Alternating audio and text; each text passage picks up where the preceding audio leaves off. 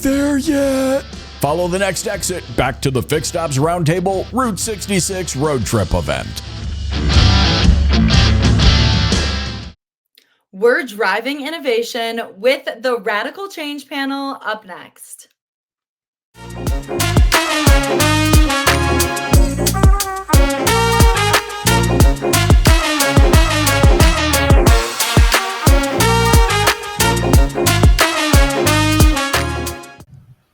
Welcome back to the Fixed Ops Roundtable. I'm Sarah Vantine here with Ted Ings and the Radical Change Panel. Ted, this is always such an exciting panel to have on the Roundtable. This is one of the highlights of the entire event, Sarah, and we're really, really honored to have with us the names that are on here. Tully Williams is with us. Steve Greenfield is with us from Automotive Ventures. Mike Cavanaugh from Lithia and Driveway. Ed Roberts from Bozard, Ford, and Lincoln. And, of course, Brian Kramer from Cars Commerce and AccuTrade. Everybody, welcome back to the Fixed Ops Roundtable. Great to be here. Thanks for having us. All right.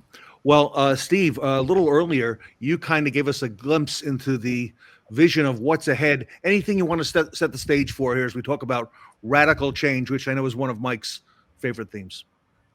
No, just it's an honor to be back with these guys. I love this panel. So, guys, it's good to see all of you and Happy New Year. And I look forward to seeing most, if not all of you, at the end of this week at NADA in New Orleans here.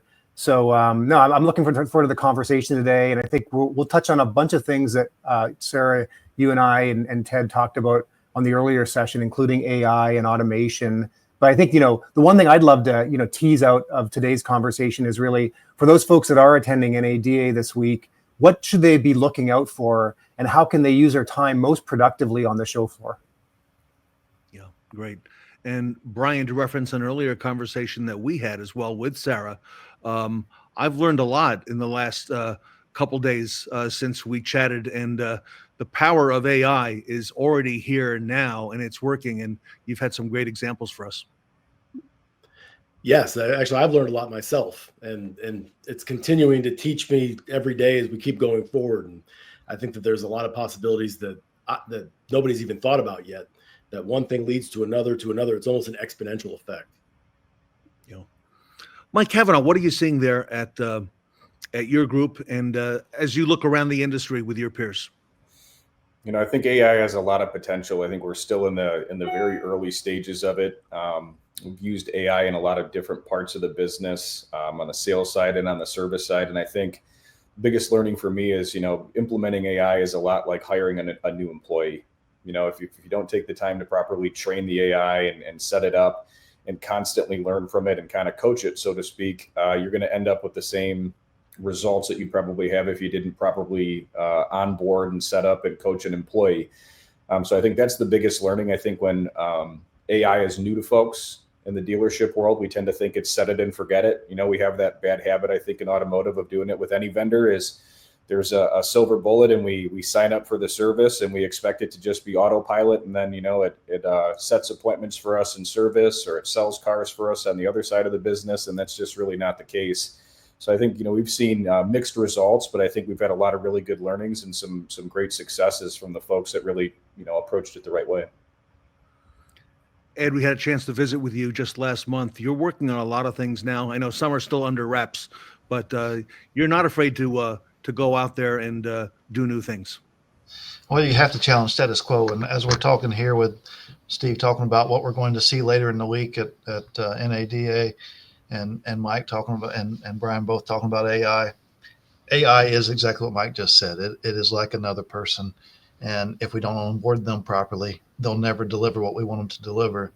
But a lot of times when someone comes in with something, we look for it to be the end all for everything that we need. But really, technology only enhances the processes we have in place. If we have a broken process, it is still going to amplify a broken process. And we'll think, why did I do that? So we have to go back and look at, why am I looking at something to bridge this? Is my process broken? And then fix that and enhance it with AI. But that is going to be the theme then of this week. As we roll through NADA, everybody's going to have some AI talk with robots delivering parts and how you program those things. I'm looking forward to a fun week ahead. Tully, is it possible that we could lose focus on important things such as the hours in looking at all this other technology? Well, I think, when you look at AI is there to enhance our greatest asset, which is our employees. And I love the way Mike said it. AI is another employee. And I think, Ed said it well, is that, we hire it and we think it's just going to fix everything. And honestly, that is usually the opposite effect. I see AI as to help us, like when we talk about parts. I think that's a great idea. How do we help our parts people get parts to our technicians faster? How does our technicians ask for things or help enhance diagnosis with AI to assess them on what they need to look for based off of age and mileage and facts, right? These are things I think AI can help us with. We talk about AI in service. What is it all about? Phones. Well, that doesn't really work very well, but it's getting better, and it helps assist when we look at BDCs. It helps assist BDCs. It helps the human do better. Them answering the phone and making the appointments and saying, hey, we're going to load your shop up. That's kind of that might be coming soon, but that is not what AI is all about. AI is to help our greatest asset in our dealerships, which is our human beings. Can I give a real life example to follow up on what Tully's talking about? So Wendell Hardy and I have this used car managers group, Facebook group, and it's got 13,000 members in it. I built this AI chatbot to go inside of it, and I asked it to go back and review the last 90 days of questions that weren't answered correctly or might not have gotten a full answer to what they were asking about. And I said, and then follow up with that and offer up, Cars Commerce solutions that could also help with that. And make sure you do your due diligence. And it had to research it, download it, save it. And in 24 hours, it made 56 connections with like broken communications threads, set 5 appointments, and as a result of that, we had our team then jump on just that low-hanging fruit and wrapped up 2 about to be 3 AccuTrade units, and that was in one day. So it's almost like a missed deal.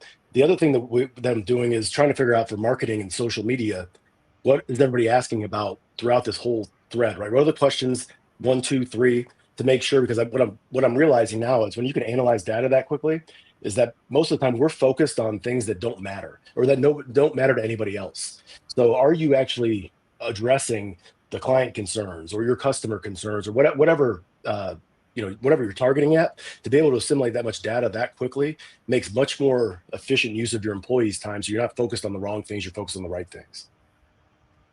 And Steve, I'd like to come to you on Brian's comment because, Brian also had an interesting post earlier in December that was really kind of, just blew my mind that he had a dealer that was still using a paper appraisal form. And so, we're talking about AI and Brian's talking about analyzing all of this data, but the reality, some dealers are really still back to just ink and paper processes. So Steve, I loved how you put it earlier. You were talking about AI is really in phases, and you were saying, there's kind of this co-pilot, crawl, walk, run. So talk to us a little bit about that and how dealers, can really get started if they're not in this process yet.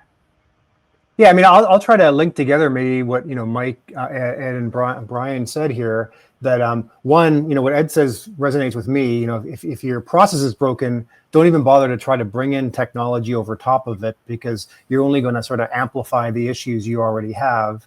And what Brian just said, really resonates with me. You should be thinking about trying to focus AI to solve problems that are a little too complex or too hard for your employees to solve. And what Brian just articulated, we could spend time unpacking, but very interesting. Anywhere within the DMS where you may have opportunities that you haven't followed up on, training up AI in the right way, to Mike's point, spending time up front, making sure that it's trained correctly, but then create these complex issues like, hey, which consumers have come in the last year and turned down significant work on their vehicle, and by all evidence haven't had that work completed yet. And based on sort of their profile, how should I best approach them and follow up with them? And then let the AI figure out over time in a guarded, safe kind of way, how do I go find low-hanging fruit and pick it up off the ground and bring those customers back into the dealership, whether that's on the sales side, whether it's for parts, whether it's for service. And I think we're On the cusp of having really, really powerful use cases, as Brian just said, if we can enable those for the dealer in a way that, one, to Mike's point, we can train up front, and two, to Ed's point, we aren't just amplifying existing problems, but we make sure we solve the problems and then have AI really work on behalf of the employees. I think it's an exciting year and a half ahead for us. And Mike, I'd love to come back to you, because one of the things that we're also having a lot of conversations in the industry about has really been, where does the customer fit into all of this? And so, as we're thinking about all of these different solutions, you were talking about the parts department and some of the pieces with fixed operations. How do you see this impacting the overall customer communication landscape? Yeah, I think that's really the primary reason we try to implement tools, whether that's AI or any solutions from different vendors, is trying to improve the customer experience. Because if we improve the customer experience, we likely, sell more cars and sell more service and sell more parts, right? So it benefits our business as well too. But, I would say, I think handled properly, this can really enhance the customer experience. And I'll say again, back to the analogy of treating, AI or tools like this like another employee, is we have to make sure that there's an easy way for a customer to engage with, a competent human being and likely a manager in some cases. So just like you'd have a new employee that if they fumbled a phone call or fumbled an interaction with the customer, that a manager could quickly get involved to help, put out the fire. I think that's where I see a huge opportunity, is to make sure that the processes, when we're implementing new technology, especially very new technology like AI, into any part of our process, that there's some type of a TO process in place where you can engage with a human being, a competent human being that can solve your problem right away, or we have a risk of really frustrating our customers while we do this. And I think that's what, can be scary for an operator, is that we've probably all engaged with some sort of AI before we even started talking about AI, right? Whether that was with, the airlines, or whether that was with your mortgage company or your credit card company, whatever it may be. And I would venture to say that a large percentage of us have probably got to the point where we, hit 0 20 times in a row, or said agent, agent, agent, right?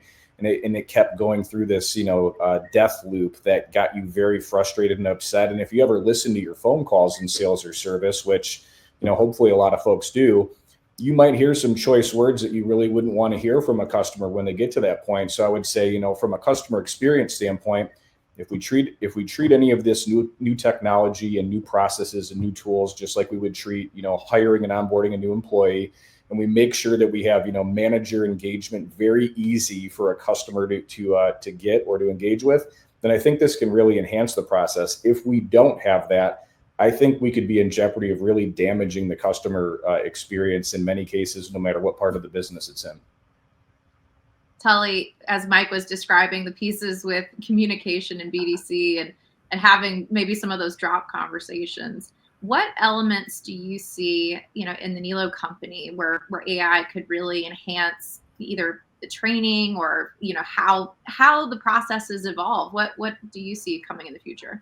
Well, I feel that there's two critical places in a dealership that have a tremendous amount of paperwork and frustration, and that would be service writers at the highest level, and you have F&I managers. But let's just think about the service advisor. They have to go out to the car and take a picture. Then they have to look at that car over and see if there's any dent and dings, cracks, glasses. AI can do that for us. Next is they come inside, and then we have to go to 14,000 websites to see what kind of insurance they have, what kind of warranties they have, what did they promise they got bought. Wouldn't it be nice if AI could go back and do all those things, and when we look up the car, everything is there for the service advisor and the customer to talk about. Can you imagine a customer coming in and say, hey, I see that your windshield is cracked. I noticed that you bought insurance on that. I can fix that for you today. Would you be okay with that? Which will cost you absolutely nothing. These are things that I think AI can help us with, just in the service drive itself. When you look at F&I, what is the worst thing happens in F&I? The deal goes upstairs, it gets kicked back because we forgot a signature or we did something stupid. AI could audit all of these car deals and tell us what we did wrong before the customer leaves. Wouldn't that be the best thing we could ever ask for? And the next step is, when it goes to the shop, how can AI assist technicians in diagnosing and recommending things on cars? AI should know, hey, this car here notoriously has this problem. Make sure you double check that. I don't want them to make the decision. I want them to assist the employee. And then last, of course, is parts department, is how do we have people that don't need to go to the shelf and pull it? How can we get those parts pulled and actually delivered to the customer and then have the parts person assisted? That's where I see AI can help us with. This is, to me, easy things that we can do to make our humans more successful in the service drive in the sales department. Ed, Ted, and I had the pleasure of being down with you at Bozard Ford Lincoln in December. And, one of the pieces that you had talked about extensively, I mean, the mobile service operation at your dealership requires a lot of different steps. I mean, there's so many different elements between the technician, and the technician really has to be that person that can be articulate and thoughtful with the customer. They're doing it all. So how are you seeing AI continue to develop in your organization? Well, as everyone has stated here, AI is an element of creating better efficiency for our people, whether it's going and pulling parts and whatever else. And it's the same with mobile as well. As Tully was talking about, should help the technician. Well, make sure you look at this. Well, if it has this concern, there's 80% of the time it's this, things that carry them down the right path.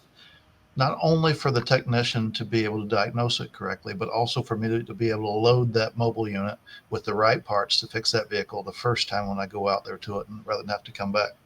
But also it can enhance our routing.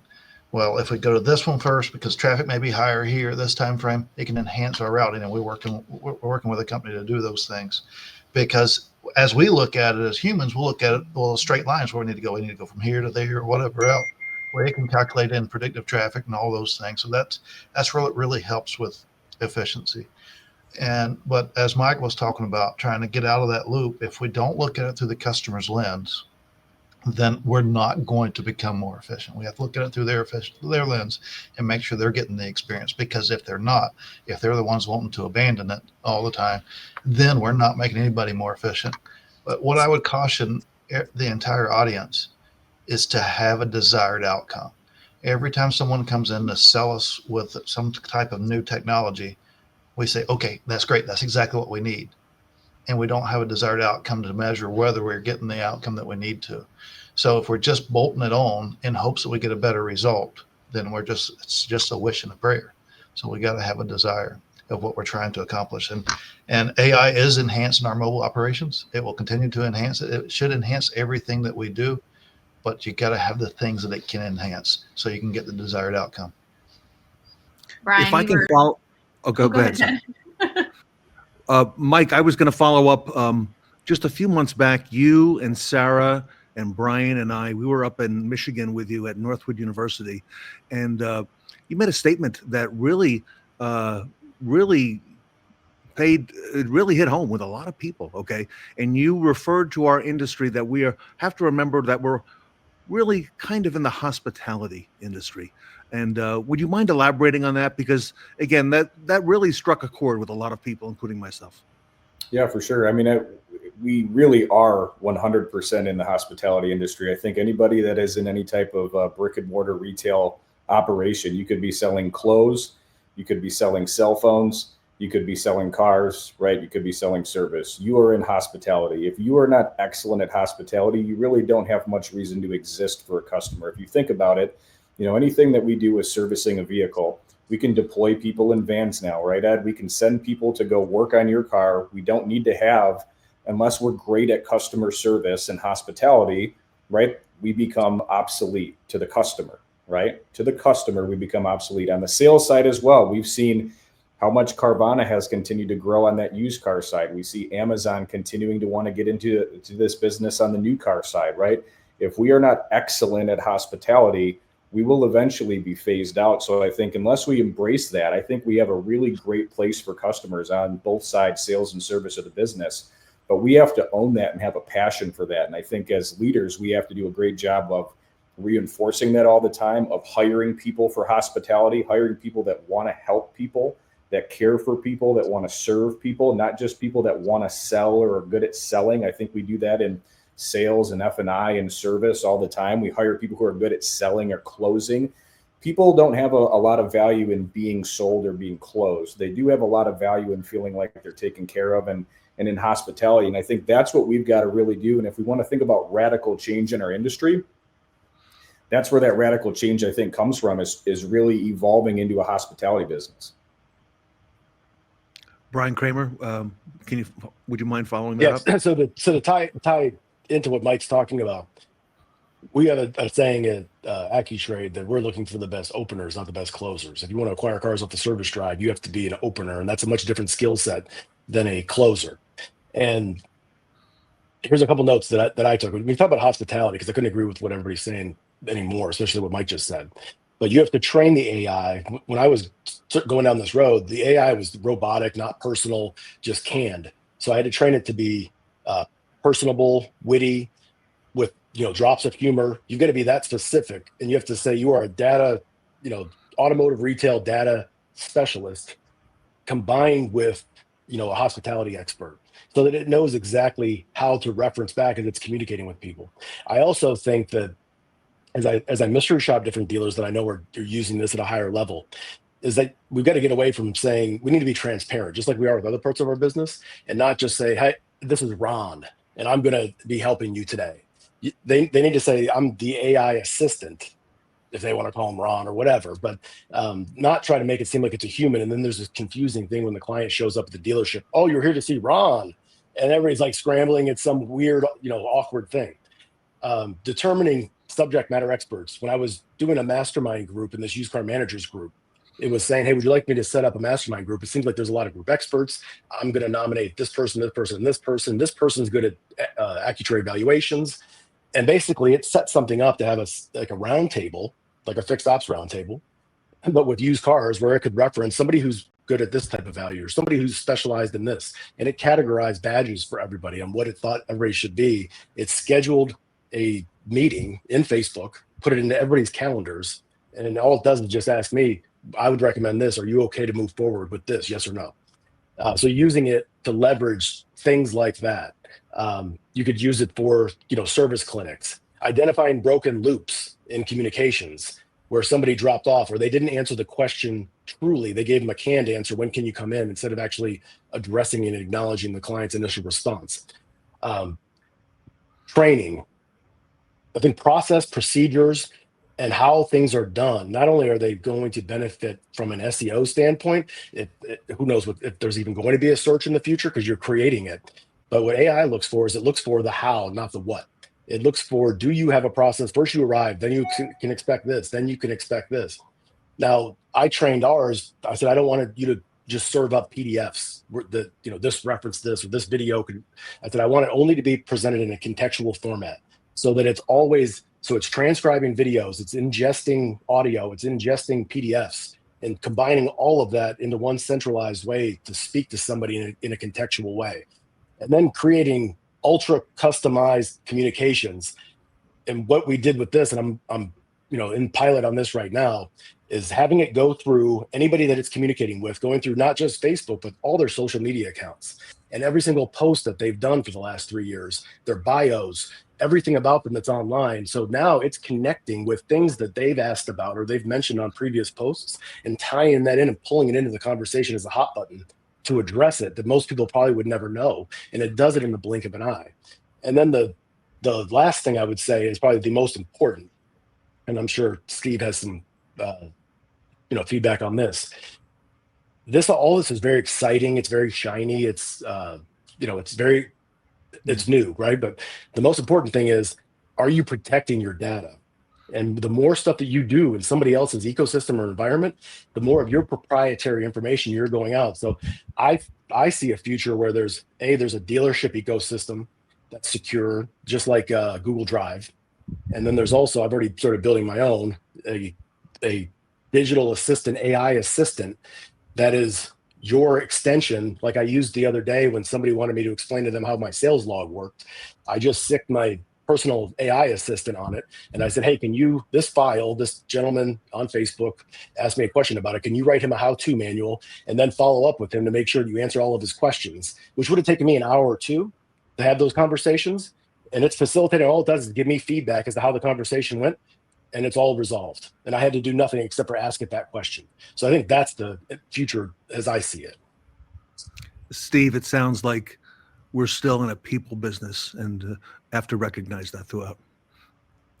Yeah, I mean, where Brian just ended is brilliant in terms of, the use case he just articulated is going to be the one that, we empower our employees with in the future. Let them synthesize what would otherwise be an hour and a half of work into one question. And there'll be controls, there'll be, the human will be the quality assurance on this thing. But I do believe that we are on the cusp of this frontier where, the software tools that we use will just have embedded AI. I hope 3 years from now, we aren't even talking about AI, because AI just becomes embedded within the tools, and we're using the tools. The tools are just better and a bit smarter and a bit easier to use. But I do like where Brian ended things, because, if we can figure out ways to take some of the monotonous, repetitive tasks off the backs of our employees, there are benefits throughout the value chain. To Mike's point, they're going to look after the consumer better. They're going to be happier employees. They're going to be less likely to leave, and turnover should be reduced, et cetera. So the knock-on effects of making employees' lives easier should benefit across every department at the dealership. Ed, Tully, and Sarah, if you would bring it home. Ed. Well, there's so much opportunity in front of us, and let's tie some elements together. We talked about hospitality. We talked about we're still in the people business. We're talking AI a ton inside of our industry. Every industry out there is talking AI. Our customers are growing numb to it. So we can add personal aspects to it as we program these things. Hi, I'm Amelia, your AI assistant. I'm here to help you. You can tie those things to it to where it feels more personal, where we are looking through it through the customer's lens, and we're adding those hospitality elements. When we do those things, it can enhance us, and customers won't be afraid to communicate with it. We all do it. When we know that we're talking to a bot, we try to get out of it. But if the bot makes it personal, we think this is cool. It's just like going to a restaurant that delivers that meal to the table. It's making it personal. And all they did was program little cat ears on the front of their screen to where it looks like, oh, here comes a little kitty cat. It's the cool elements. And those are the things that we can't lose sight of. We got to lose.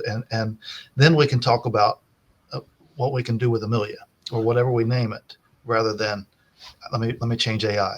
So we got to get away from that verbiage. We got to use it, but let's get away from it and make it personal. Tully?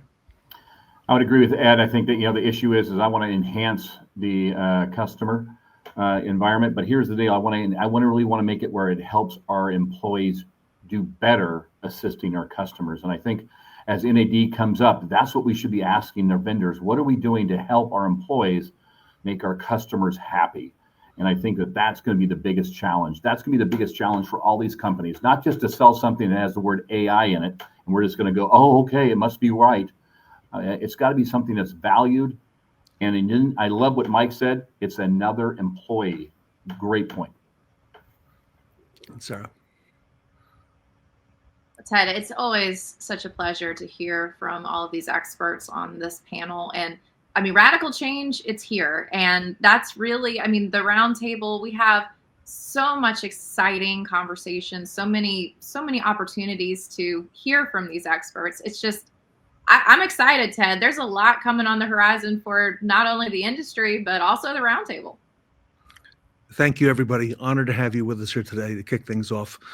Tully Williams, Ed Roberts, Mike Cavanaugh, Steve Greenfield, Brian Kramer, and Sarah Vantine here on the Radical Change panel here at the Fixed Ops Roundtable.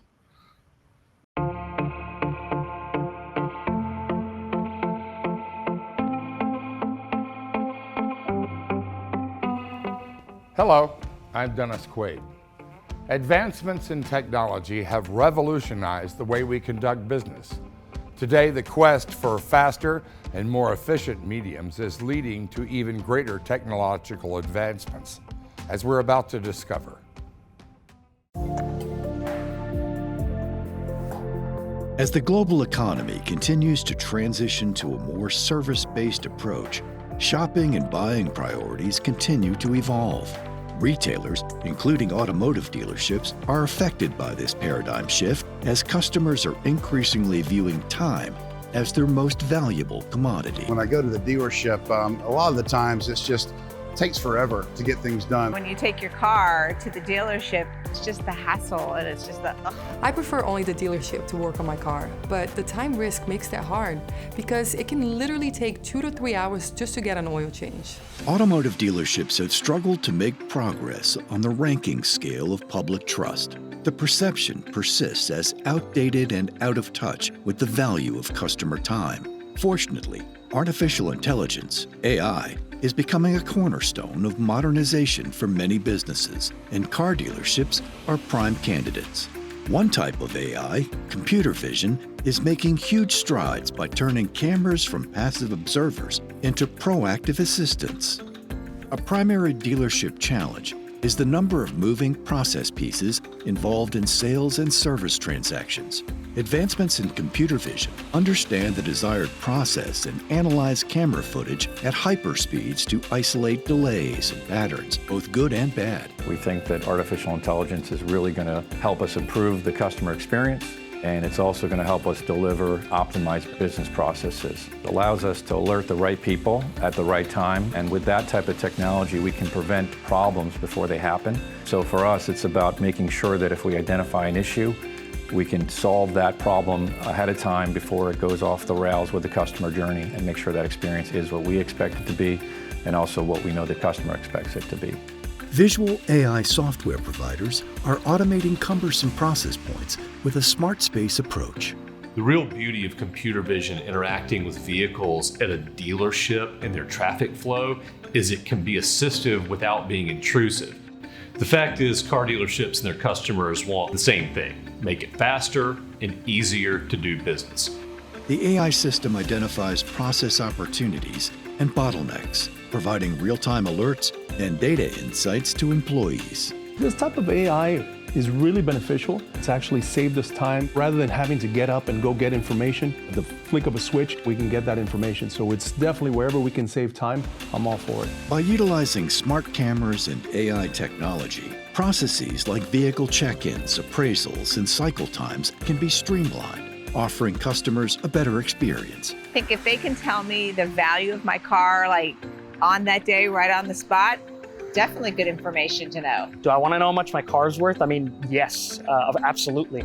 If I want to sell my car, I want that to be my choice, my process. If I was to get a message allowing me to know how much my car's worth at that moment, I think that would be very convenient. Service customers do typically want to know how much the dealership would want to pay for their vehicle if it was instant, no pressure. And that's where computer vision can automate the process and give it the customer the way they want it. Instantly upon arrival, camera to mobile device, frictionless. With AI as a trusted co-pilot, auto dealers are embarking on a journey of modernization. As businesses continue to find innovative ways to use artificial intelligence, customers will be able to expect more convenient, faster, and better service from retailers, including automotive dealerships. We're glad you could join us today. I'm Dennis Quaid. See you next time.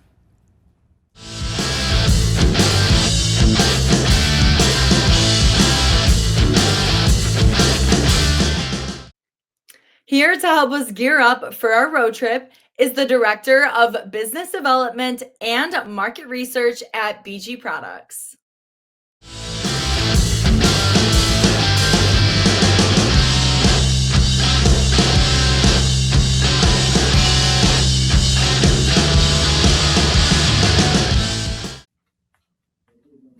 Welcome back to the Fixed Ops Roundtable. I'm Sarah Vantine here with Tim Allbritten and Ted Ings. We are so excited to have BG Products with us. And Ted, I am so excited to hear all of the things that are going on. Sarah, you're so right. I know you made the trip to Wichita not long ago and had a chance to meet with the team at BG. Tim, welcome back to the Fixed Ops Roundtable. Thanks for having me, Ted and Sarah. Appreciate the opportunity to be here in front of all your folks. Great honor to have you. I was saying in the green room, you're a great spokesperson for BG, and which is truly your partner beyond products. And on the dealer side, you do so much for the industry, Tim. We want to thank you for doing that. That's our honor. It's a relationship we take seriously with the industry and with all of our dealership partners. We certainly do not take those for granted. That's something that's, we we earn every day, and we stand behind our 53 plus years in business. So hopefully we've earned their trust over that period of time. BG really is the Goliath, okay? And there is nobody in second or third or fourth place. So, Tim, if it's okay, bring our audience up to speed. There's been a number of developments on the OEM side. You're director of OEM business development. I'm sure you played a hand in this. A lot of great things happening on the dealer side. If you don't mind telling us about that. Absolutely. So yes, I'm part of the BG products OEM team, small part of the team. But yeah, we going back about 20 months ago, we started the GM AC Delco Enhanced Maintenance Program. Over the last 20 months, we're in almost 2/3 of their dealerships, and the program's performing extremely well. Yeah, we certainly appreciate the partnership with GM. That started 5 years ago, Ted and Sarah, when we had GM folks kind of poking and prodding us, and finally we were able to get them out to Wichita, like you guys have been to, and they had a better idea of what BG is and what our vision is and how we conduct our business every day around the world. So the GM program going tremendously well. Certainly wanting to grow in more product categories. I think we've caught their attention with our products and how well they work. Obviously dealership revenue, profitability, retention, those are all significant parts and pieces that the OEMs want to grow. The other thing that BG brings to the table is, we've got about 800 field sales reps out in the field. And as my boss likes to say, we're always never more than an hour away from any OEM dealership. So, that level of service, that level of training, again, we'd like to think is unmatched like our products. Tim, I got to follow up and ask you, what's the dealer reception been to this news? Well, so far it's been fantastic. Again, about a year and a half in on the GM program and about 5 months in right now on the Ford program. Some of the questions that we're asked when we're going into dealerships, generally 3 questions.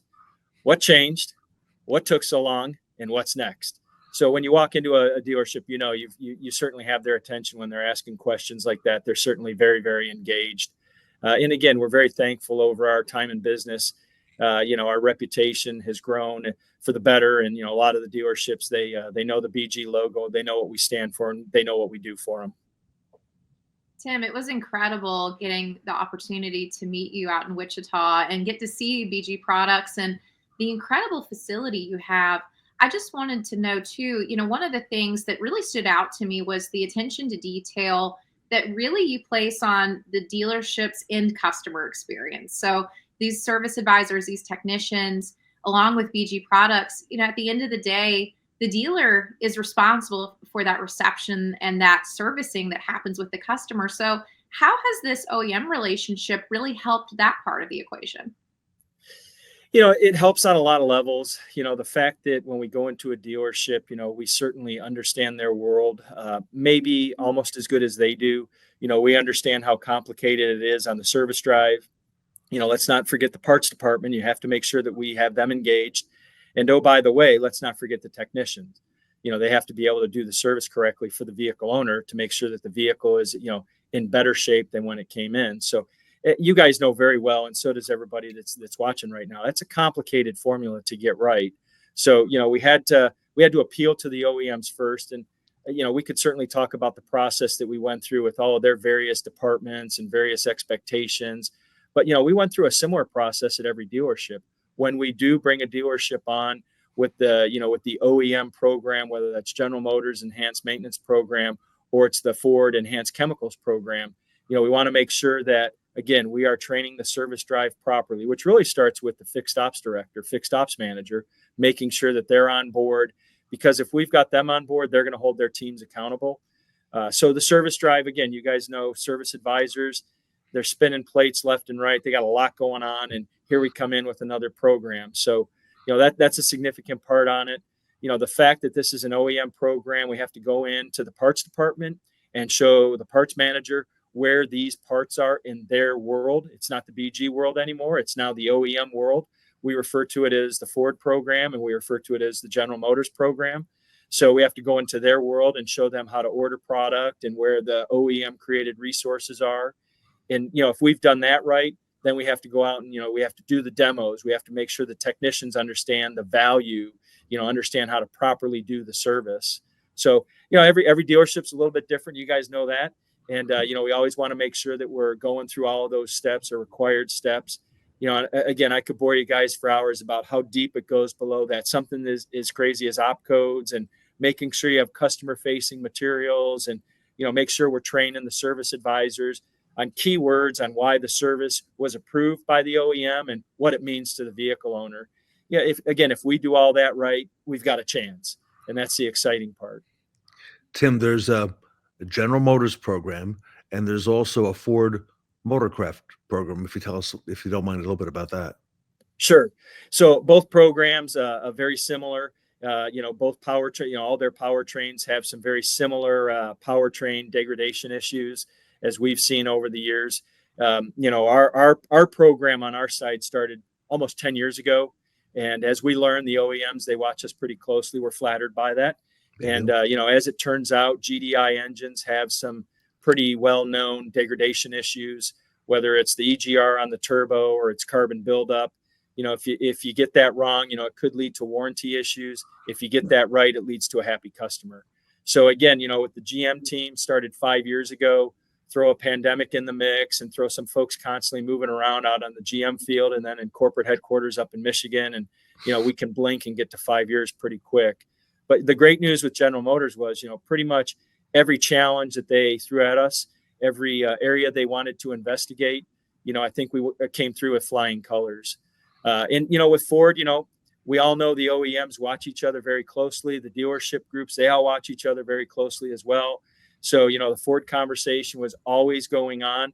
And, once they got beat by GM to the punch, so to speak, it kind of accelerated, their want and their willingness for the adoption, but went through a lot of the same validation processes, whether it was chemistry, whether it was looking at powertrains, talking to dealership groups, looking at retention. Again, we went through a lot of the same questions and answers and prodding from Ford as well. So very similar, the products that we offer. They're the OEM intervals recommended. They sync up very nicely with the OEM oil changes.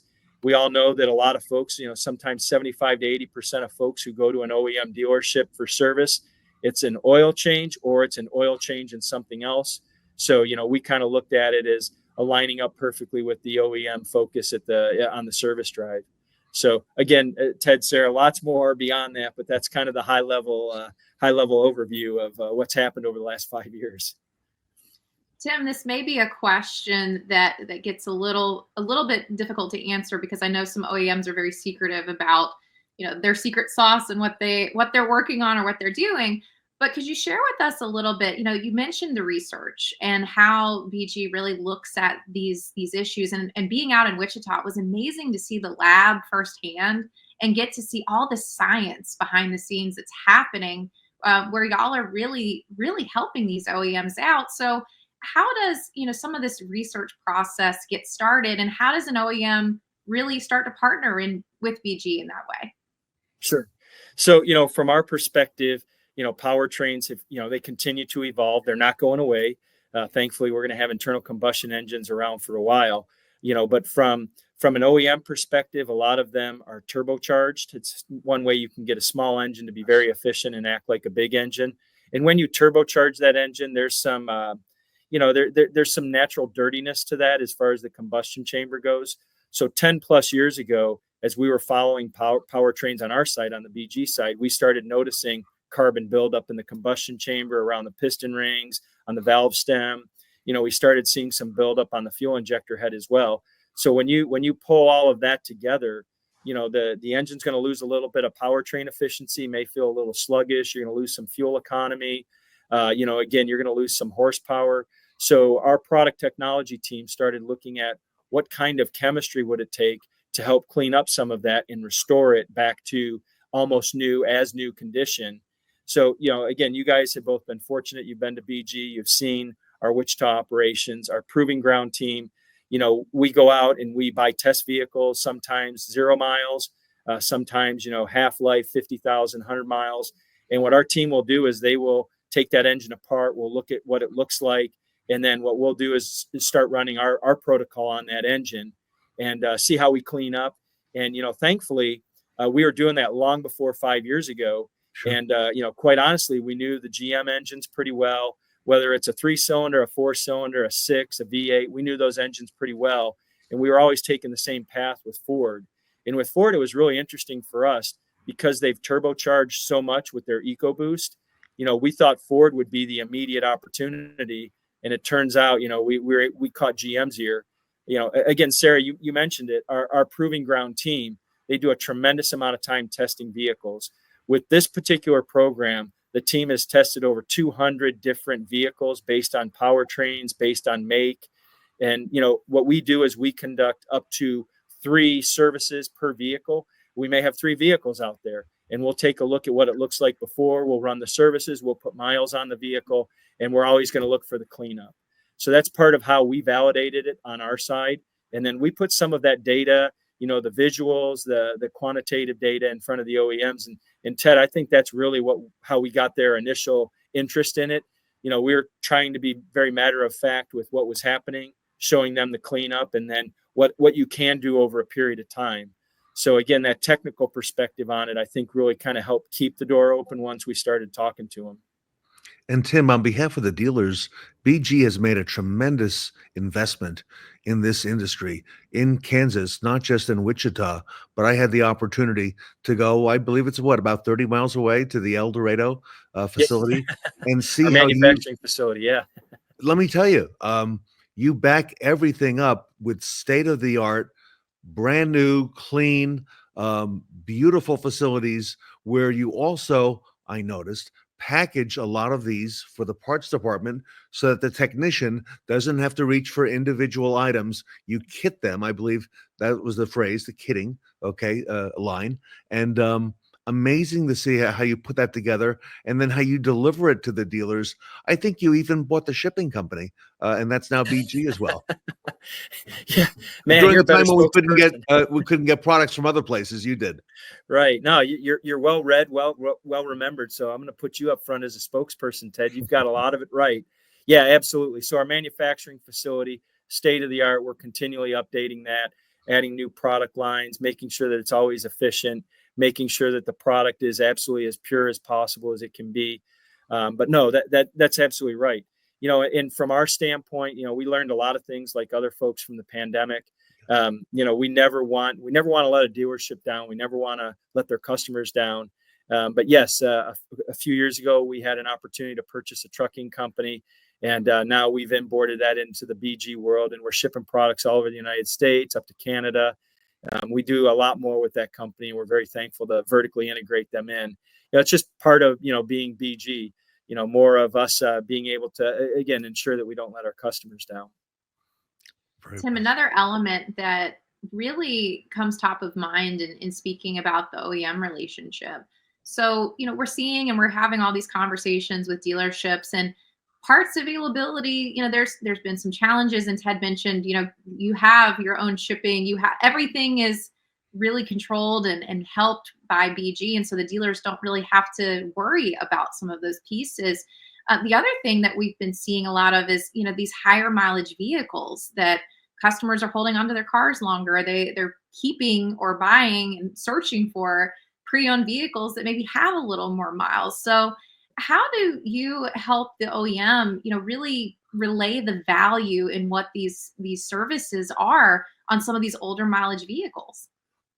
Yeah, you hit on 2 great points, Sarah. So first, let's talk about how we get the product to the dealership.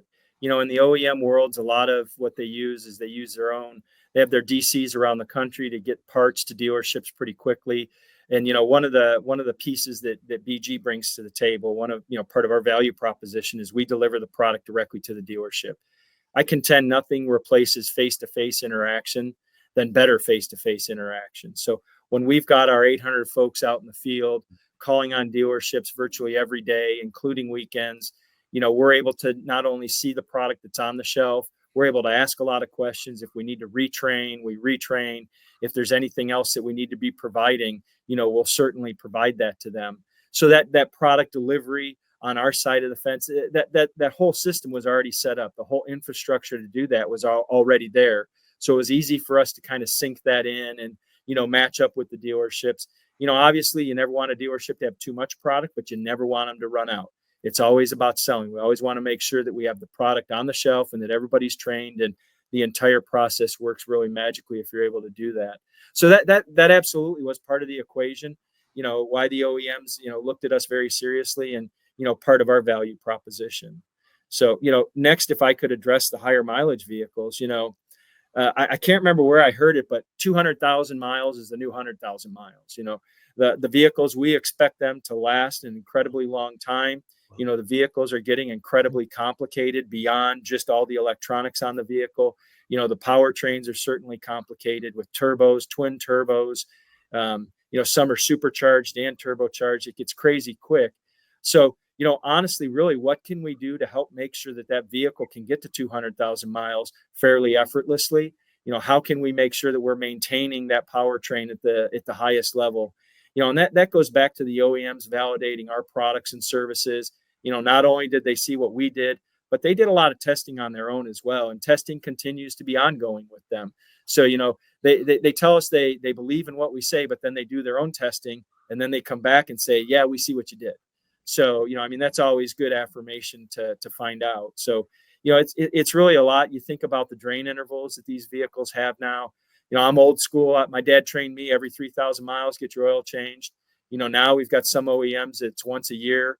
There's lots of variability in there, and we're always going to follow their intervals with these programs. So again, lots of opportunities to keep those vehicles on the road, to 200,000 miles, and make sure folks are really satisfied with their vehicles. I've learned that there's so much that BG is doing on behalf of the dealers. Tim, if you don't mind, in the closing time we have left, what's ahead in 2025 for dealers?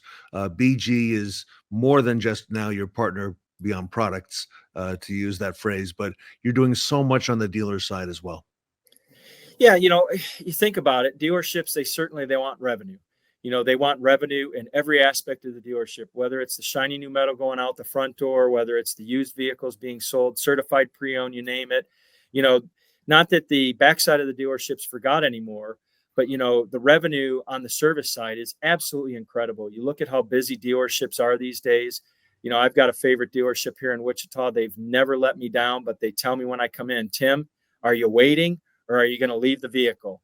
And if you're waiting, it's going to be a while. So we prefer you to leave the vehicle. That just tells me how busy they are. That just absolutely tells me that their service drive is very busy. So how do we sink in with that? How do we help the dealerships, find the revenue that's of value to them, that's of value to the vehicle owner, that helps with the retention? So, we're going to continue. We follow powertrain trends. We see where powertrains are going. We're going to follow the dealerships very closely and look for revenue opportunities on their side. We like listening to the technicians from a revenue labor perspective. How can we help fixed ops managers and overall dealership operations? We like to do a lot of training. We know that that's very meaningful. The fixed ops managers, one of the many reasons they like BG is the fact that we're always in. In fact, a lot of our field sales reps will say, I'm in here as much as you need me. If you want me once a week, I'm in once a week. If you need me tomorrow, call me, I'll be in tomorrow. So that, again, going back to that face-to-face, what additional can we add? Again, from over the years, you guys know we've got Smart VMA that's out there that's all about service drive process. We see an incredible lift with BG products and the OEMs the OEM programs, when we use Smart VMA. It helps with the consistency with dealing with every customer. And then on the backside of it, there's a bunch of revenue metrics that we can put in front of dealership operations. So yeah, there's a lot of opportunity still left on the table. As I'm working with our distributors across the country, I'm constantly telling them, I'm so happy to hear that you're in that dealership, but what's your month over month growth? How much are you improving the service drive presentation and improving, the penetration, the customer acceptance, as they say. So, that's where we're going to remain focused. We'll continue to watch the OEMs very closely.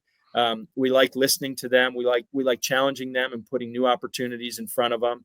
New product categories. We think there's immense opportunities out there, whether it's sinking in with cabin air filters, sinking in with, brake changes, battery changes, wiper changes. I mean, you name it. Those are all focuses for the OEMs with their dealerships.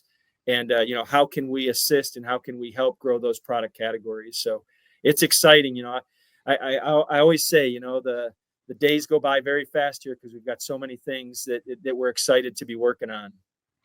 For our dealers attending that other event later this week in New Orleans, I see an NADA booth number scrolling across the bottom. Will you be at that event, Tim? Absolutely. Booth 2900 at NADA this Friday, Saturday, Sunday.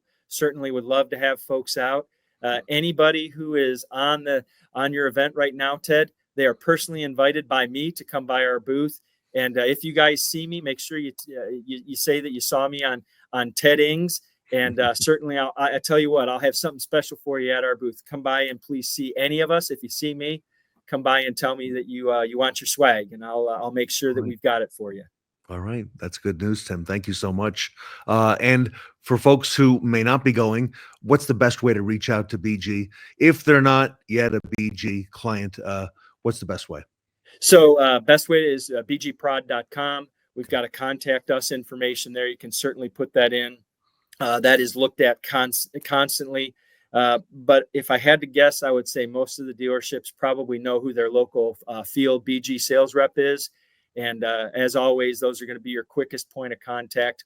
But yeah, if you don't have that, bgprod.com. And we'd love to be a partner beyond products for any dealership that would like our help. Great news. Sarah, another big year ahead with BG. Looking forward to all the success you're going to have, Tim. Thanks, Sarah. Thanks, Ted. Really appreciate the time. Thanks for letting us be part of your amazing event. And thank you for all that BG does. Tim Allbritten, everybody, from BG Products, here with us today at the Fixed Ops Roundtable.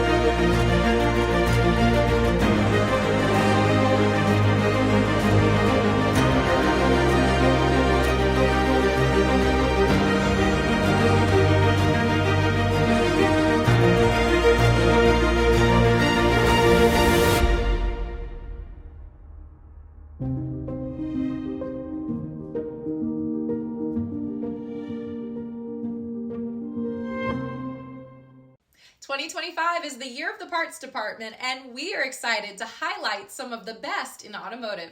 Join us live in New Orleans at the NADA Expo, where Revolution Parts is proud to host the prestigious Online Parts Excellence Awards, honoring the nation's top online parts sellers. This ceremony will be taking place Friday, January 24th at NADA, and will be hosted by me, Sarah Vantine of the Fixed Ops Roundtable. During the event, we will unveil the winners in several categories, including top overall sales, top eBay sales, top Amazon sales, Parts Excellence Award, Rookie of the Year, Influencer of the Year, and the top sales in each brand category. Be sure to join us at booth 7451 to help us celebrate the excellence in the parts industry. See you all there.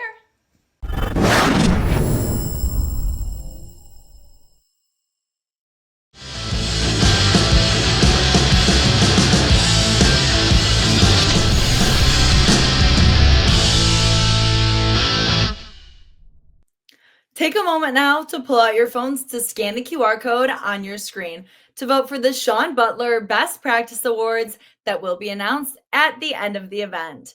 Remember, every vote counts, so make sure to make room in your van for the 5 speakers or panelists to join your road trip by casting your vote. And remember, you can only vote once.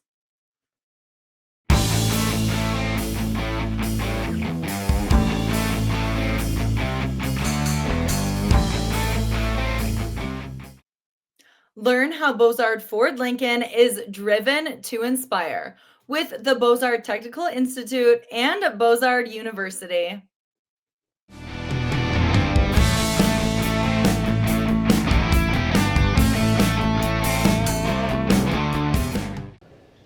Welcome back to the Fixed Ops Roundtable. I'm Vanessa Collins, joined by Sarah Vantine, and we are here at Bozard Ford Lincoln to talk about Bozard's Technical Institute, Bozard University. Vanessa, Bozard Technical Institute and Bozard Universities are really just hallmarks in the industry. And it's so exciting to have our entire panel with us today. If you could go down the line, please introduce yourselves to our audience and just briefly state what your role is at Bozard. Hi, my name is Joel Douglas. I'm in the BTI program as a technician. My name is Ian Horn. I am a team lead for our transition team over in the Lincoln shop. I'm Curtis Weatherford, and I'm an instructor at the BTI. Hi, I'm Crystal Garrison. I'm the Fleet and Commercial Service Manager.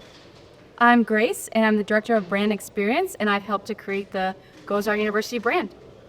That's awesome. So our first question is, what are the key elements that have contributed to the success of Bozard University, and how do they align with the driven to inspire tenets? Anybody can bite at this question. Grace, you want to start there? Sure. And so some of the success of Bozard University really has to do with our people, and our people being really passionate about learning, development, and career growth. So it first starts with, we have people who want those things, right? Absolutely. And so they latched on really fast to this idea of like turning all learning and development at the dealership into a fun brand, which is Bozard University. And how that relates to our driven to inspire tenets is one of our tenets, which says, number one, the first sentence is, anything worthy of our efforts is worthy of our best efforts. So if we're going to have an amazing technician development program at the dealership, we might as well have an amazing opportunity for learning and development across the entire dealership for all jobs. But really, if we're going to do it, we're going to try to do it the best we can. That's awesome. Thank you. And Curtis, you've seen this firsthand, and now as an instructor at VTI, how has this driven to inspire, how has that really impacted you in your career? That's very exciting. We get to help a lot of young men come in and women come in and have a career. And also, Crystal, I'm seeing so much going on at Bozard, and just the rooms that y'all have available for all of your personnel to really, sit in and really absorb all this different learning. How do you see some of these elements being impacted in service? So Bozard Technical Institute, which is what we refer to as BTI, is housed under Bozard University. So it's a section of that development that we offer. So Grace kind of talked about, we offer personal development, we offer leadership development. This is specific to technicians. So the automotive industry has complained forever that there's a shortage of technicians, and I'm trying to figure out where I'm going to place them all. So it really is just that we've taken young people, or people, we have a couple that it's their second career. They did something and now I want to try my hand at automotive. Like we have plenty of people that are successful that are working for us now that have done that. Joel is you fresh out of high school, just turned 18, and he comes in and he's we're not just gonna teach him how to work on cars. We're gonna teach him how to do the entire business. We're gonna teach him to diagnose cars and repair cars, obviously, but we're also going to teach him how to store it and how to use our operating systems and how to effectively be a technician and how to work efficiently and how to make this a career, like a rewarding career, doing something that you already enjoy. And Ian, kind of the same thing. Ian's towards the end of the program, and Ian's actually super proud of Ian because he is our transition team lead.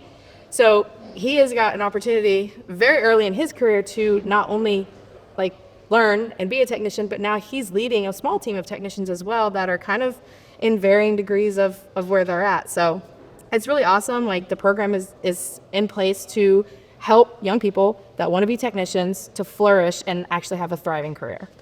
And Joel, you're fresh into the program, but what was it in your consideration that made you choose Bozard Ford Lincoln?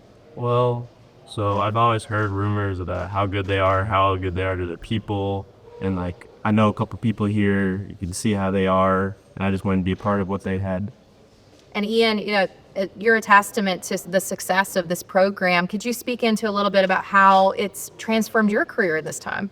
Well, I've always wanted to work on cars. It's always been something I wanted to do. And when I was in school, we had mock interviews, and that's where I found Bozard. And I've always heard really good things about it, and everyone was always saying they're a lot like family.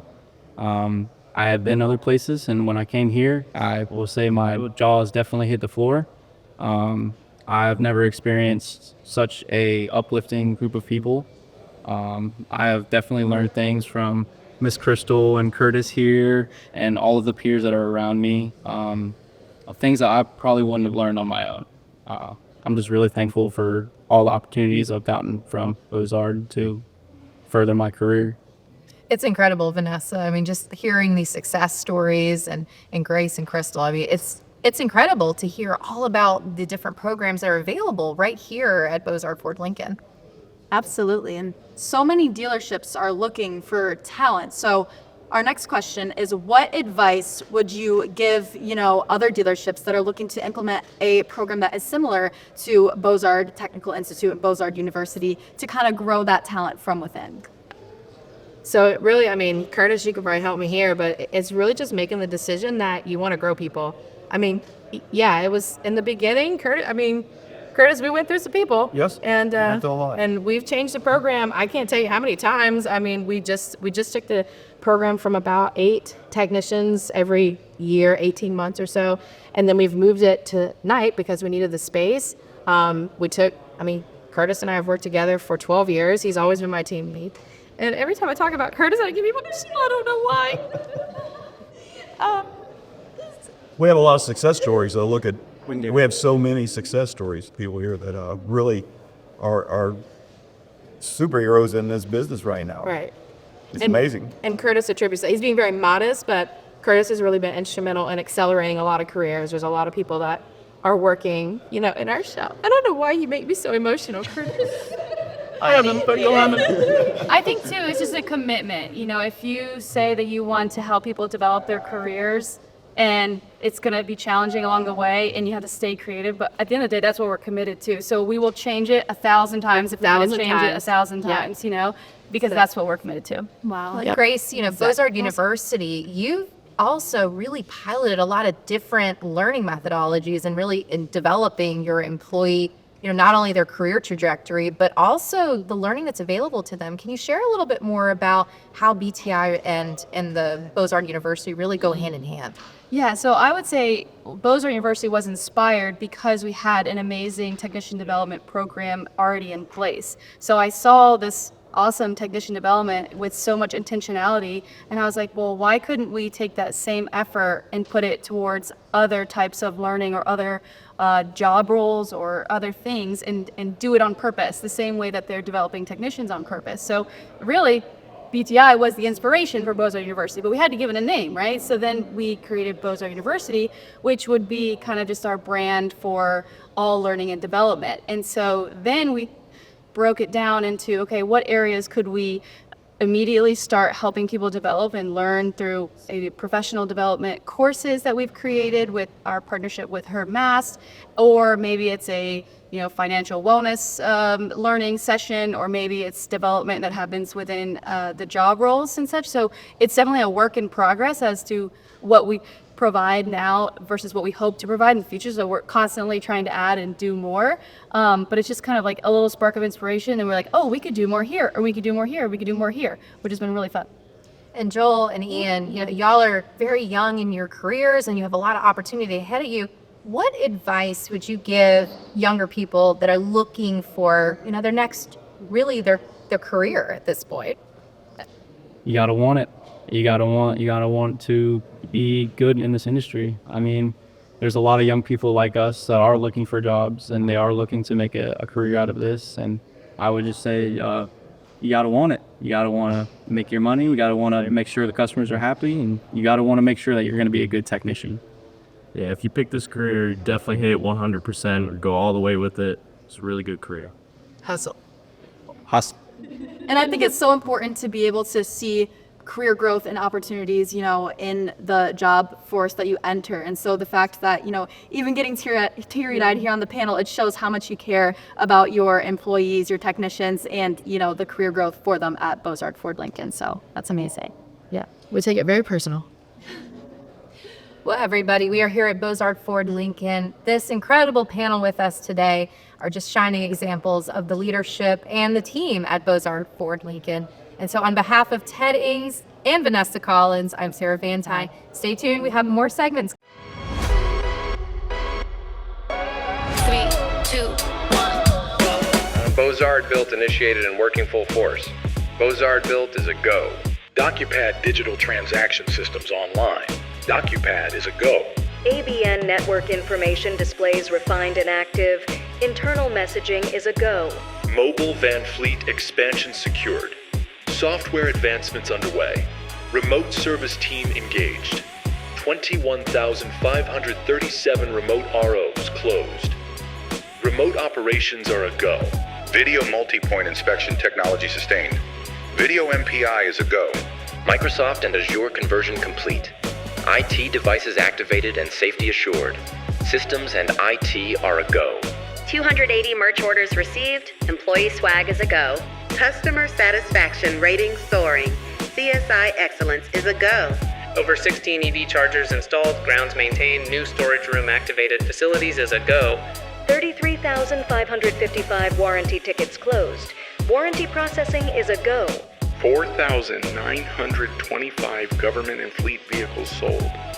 Government and fleet sales is a go. 106,064 main shop ROs closed. Main shop operations are a go. Parts delivered to Ford Shop, Lincoln Shop, Quick Lane, Accessories Department, and the Remote Operations Center. Countless of parts delivered and installed.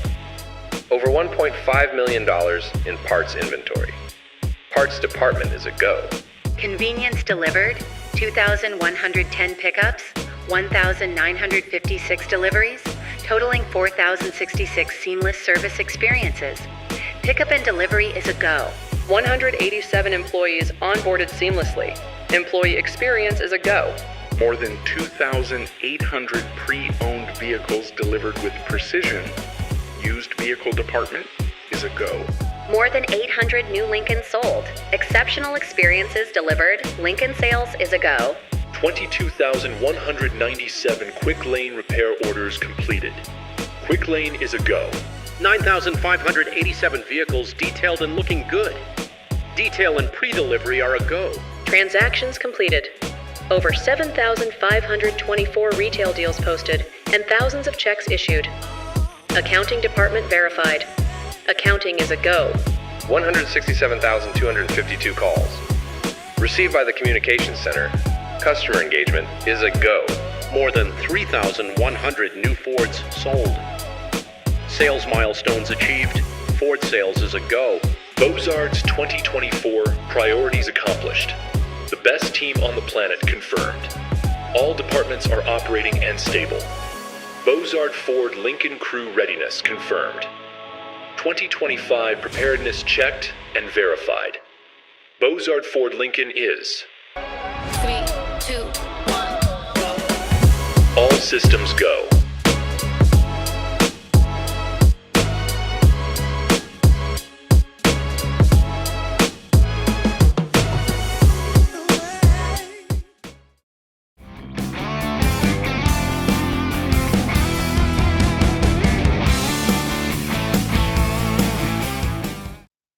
Learn how Capital One's Muse card revolutionizes dealership sales and service with tap-to-scan digital marketing.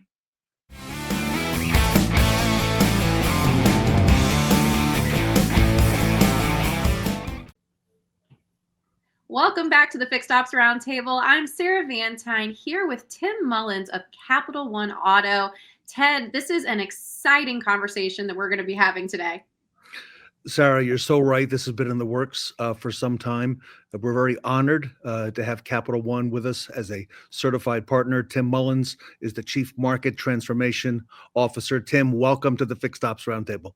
Thank you so much for having me, Ted and Sarah. Thank you so much for this partnership. We are very excited to join your group. It has been something we've been looking forward to for a while, and now we're part of the family. That's right. The Fixed Ops family. Capital One has a great name, and excited about hearing everything we have in store. Awesome. Thank you so much for having us. Tim, we are so honored to have Capital One Auto as a certified partner at the Fixed Ops Roundtable. And we would just love to get an insight from you on what's going on at Capital One. What have y'all been up to? Sure. I'd be happy to talk through that. So I'm excited to be able to, to address the Fixed Ops Roundtable group here. We run into a lot of dealerships all the time, but you may be thinking, well, that's interesting. I'd never thought Capital One would be looking at sort of certain areas in the fixed roundtable type of realm. And so, let me start with that. Of course, we are a core bank in the United States that lends money in the auto finance business. We've been doing that for about 25 years. That is obviously our core, bread and butter. But about 15 years ago, we looked at the market and thought, if we just limit ourselves to auto finance, we may be kind of cut out of the game in the future. So we started investing in technology. And at Capital One, everything we do puts the customer at the center. And our customer is the dealership. Eventually, our customer is the consumer. But really, that's the dealership's customer. Our first customer is you all. So we like to chat with you all about what the problems that you're facing are. What are the things that you may need in order to enable your business? And so about 15 years ago, we started creating more technologies. We started with the knowledge of needing leads, and that leads are sort of the lifeblood of the front house of the dealership. Then moved into more technologies that the dealership uses, like Dealer Navigator. And we've expanded even further in sort of a umbrella suite of projects and products that the dealership uses, both in the virtual world, so think like the dealership's website, and also in the physical world. And really, that's what we're excited about talking to you about today, which is a product called Muse. Tim, I've heard a lot about the Muse product recently, not that long ago. Sarah and I each received in the mail our own Muse cards. Thank you for that. Tell us more about it, what it is, and how it works. Awesome. Well, if you think about it, 30, 40, 50 years ago, the most important thing to a dealership was the floor, right? That's where customers entered in. On average, customers would visit 3 to 4 dealerships before purchasing a car. They would spend a lot of time on the floor talking with associates and going from there. Then they would go to service when they needed things done, or parts or things like that. And that was always very important. Then on top of that, it became kind of the virtual storefront, and that's the website. And now that's where a lot of consumers spend a lot of their time up front. So we've been investing a ton of innovation to help dealerships enable their website. The way that I sort of explain it is, when a consumer comes onto a dealer's website, they have a certain expectation of how they want to proceed. And it actually doesn't matter what generation you are, Generation Z or Generation X, it doesn't matter. Everyone starts there, but everyone also, these consumers are telling us, it doesn't just end there. They also want to go into the dealership. So we thought, well, how can we enable that amazing experience online, but pull it into the physical world? And that may sound a little strange, but what we decided to do is we decided to essentially package up all the functionality that a dealership has online. So think a consumer can search for a car online on their website. They can get pre-approved. They can see a real rate. They can see a real payment. They can even get a soft pull with no impact to their credit. How can I pull all of that online magic and put it into one physical card? And so that's what Muse is, essentially packaging your entire website onto a physical card. So the way that this works is, if you are a Muse subscriber with us, we send you a box of cards. And essentially each associate in your dealership gets their own card. So I would get a card, Ted would get a card, Sarah would get a card. You can do it in the sales department, in the service department. The receptionist can have one. It doesn't matter. And when you're out about, either at the dealership or just in the regular world, at church or a grocery store, and someone comes up to you and says, "Hey, Tim, you work at the Hyundai store?" "Yeah, I do." "Yeah. Oh, I'm looking for a car." "Okay, great. Here's my business card. Please call me tomorrow." Well, we all know that that's not really the way things work anymore. So now what you can do is you can say, "Actually, I can do better." Just tap your phone on this card and it pulls up your actual landing page. And I know that I'm kind of blurred out here, so it's hard to see. But this landing page is like attributed to you. So each associate at your store would have their own landing page. And on this landing page, I can not only send my contact info directly on the consumer's phone, but also I put all of your inventory on this card so that they can literally on their phone scroll through their inventory. They can actually get pre-approved with a soft pull. So that's no impact to your credit. Wow. They can see a real rate, a real payment, and they can lock all this stuff in from their protected device. And what we found is that the consumer likes to do business on their device. They feel more comfortable with that. So all of a sudden, Muse has turned every employee in your company into a salesperson. Is that interesting? It is, and it's frictionless and it's on their terms, which is what they want. Yes. Yeah. So what's nice is, let's say Ted is the manager of the service department, and he has 10 associates that are usually kind of out and about. He can transform those 10 associates into people who can convert potentially a consumer that, rolls into the service department, maybe has something wrong with their transmission, doesn't want to pay, the amount of money that is needed. This is a tool you could use to essentially encourage a consumer. Hey, why don't you check out a new vehicle and we can get you into the process. What's nice about this card is that it's attributed to each of your 10 people, Ted, meaning I can see that Sarah's doing an amazing job and Tim is slacking off, right? And so in my system, I can see, hey, each card tells me which of my associates is using it and which is not. And those leads can be attributed back to those associates. And Tim, that service advisor, and Sarah, I'm thinking this out loud, talks to more people per day, more customers today than almost anybody else, except maybe the receptionist or the cashier or the phone operator. Tim, that service advisor has a lot of daily contact. Yes. Yeah, that makes a lot of sense. If they're out and about, both at the dealership and, outside of the dealership, this is essentially packaging up that process into one particular piece of hardware. And it's interesting, like this thing is it's like a really interesting hard metal card. It also has a QR code on the back, just in case you want to scan it. But essentially, you put each associate's name on there. There's mine right there. And they're enabled to sort of have their own sort of passionate sales pitch by using their card, because they know if they do, I'm going to get credit for that lead. That's what's really important to salespeople and service advisors. And Tim, I'm just thinking back in retail, how many times you described handing that crumpled business card that might be sitting in somebody's wallet or back pocket for half the day, and who, that person loses it easily in their purse or in their pocket.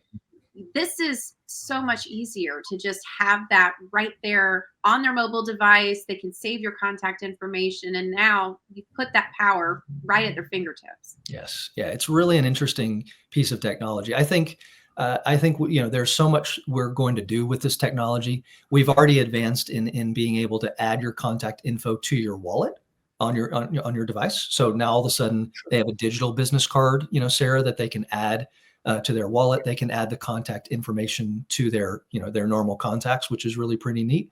But when I talk to dealers, I think not only do their eyes light up that this is like a problem they're trying to solve, but honestly, it's just kind of cool. I mean, some of the people that use them, they're like, I never leave my house without this thing, because I know that I can use it wherever I go in my neighborhood, which is really neat. So we're pretty proud of it. I think, lately, what we've been seeing people do, not only with the physical card, is we're also providing a URL to the dealer. Again, each URL is attributed to each person that uses it. But we found that a lot of them are doing a lot of social media advertising, right? So like the service department is doing a lot of Facebook or Instagram advertising. Well, we can give you that URL link that, again, would link back to your personalized landing page, so that if you're advertising on Facebook or Instagram or TikTok or whatever, you're able to include that link and allow the consumer to click on it. They can see your landing page. They can do all the things that the card does. But essentially, it amplifies your social media campaign a bit. Wow. And Tim, I was going to ask you how you determine Fixed Ops Roundtable members or our audience were a good potential match, but you've already explained some of that here very well. Well, honestly, I try to speak to as many dealer customers as I can. I mean, that is where we get all of our ideas. And obviously, enabling your sales team, that was a no-brainer, right? Like the sales team, these people are like crawling and clawing at this thing to get it. But the next thing I heard was, well, actually, I'm kind of having a hard time getting my service department to convert to new leads. There's not quite a sort of bulletproof technology there, right? And I found that a lot of dealers were telling me, if I hire really great people, they naturally do it. But there's really no piece of technology out there that does it. So we swooped in and thought, okay, maybe we can do that. Maybe we can kind of fill that hole. And that's where Muse was born. And so, we're really excited about it. It is essentially sweeping across the United States. It's gaining a lot of sort of momentum. And I think the service department and I think the parts department, that is sort of an interesting untapped resource that we can partner with, because quite frankly, those are amazing departments, right? I mean, I don't need to tell you all, that's a huge profit generator for the dealership. And I want those people to get credit for that profit that they're delivering. And this is a really good tool to do that. And Tim, I know there's been a lot of testimonials and really positive feedback. Could you share a little bit more with us about those? Yes, absolutely. So I generally get a little feedback on sort of three different things. One is the physical card. I have a lot of people who are just proud when I show back up at the dealership. They're proud to show me the card. They're proud to show me the leads that they've generated. I get a lot of really good feedback on that. The second is the ability to really get kind of a non-evasive way of allowing the consumer to search their inventory on their protected and their own device. So that seems to be a lot of the feedback that I get. It's like, you know what? You don't have to go on my computer. You don't have to go in my office. We can see this thing on your device, and the temperature seems to kind of go down a bit with the consumer, which is really great. And I think the third part is that social media part. It's interesting. We have a lot of really smart service and salespeople in this industry, so much so that they've become influencers themselves, and they have adopted this thing like crazy. But honestly, I would rather you listen to some of the dealers who love this rather than me. So we actually prepared a couple of testimonials. If you'd like to play that, Sarah. Yes, let's go ahead and play that now. Awesome. Introducing Muse, powered by Capital One Navigator Platform. Muse is your guide to expanding your digital footprint into the physical world.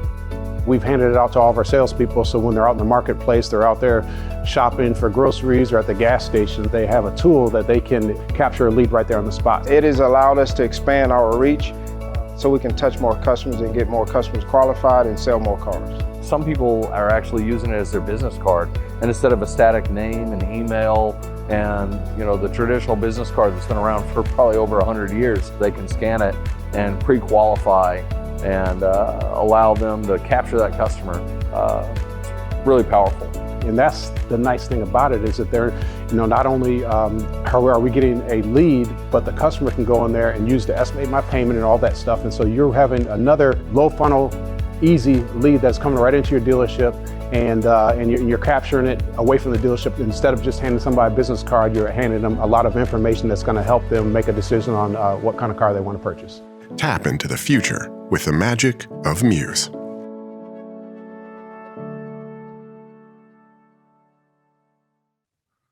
Wow, Tim, that is so incredible to hear all of this feedback about how Muse has really been helping dealers.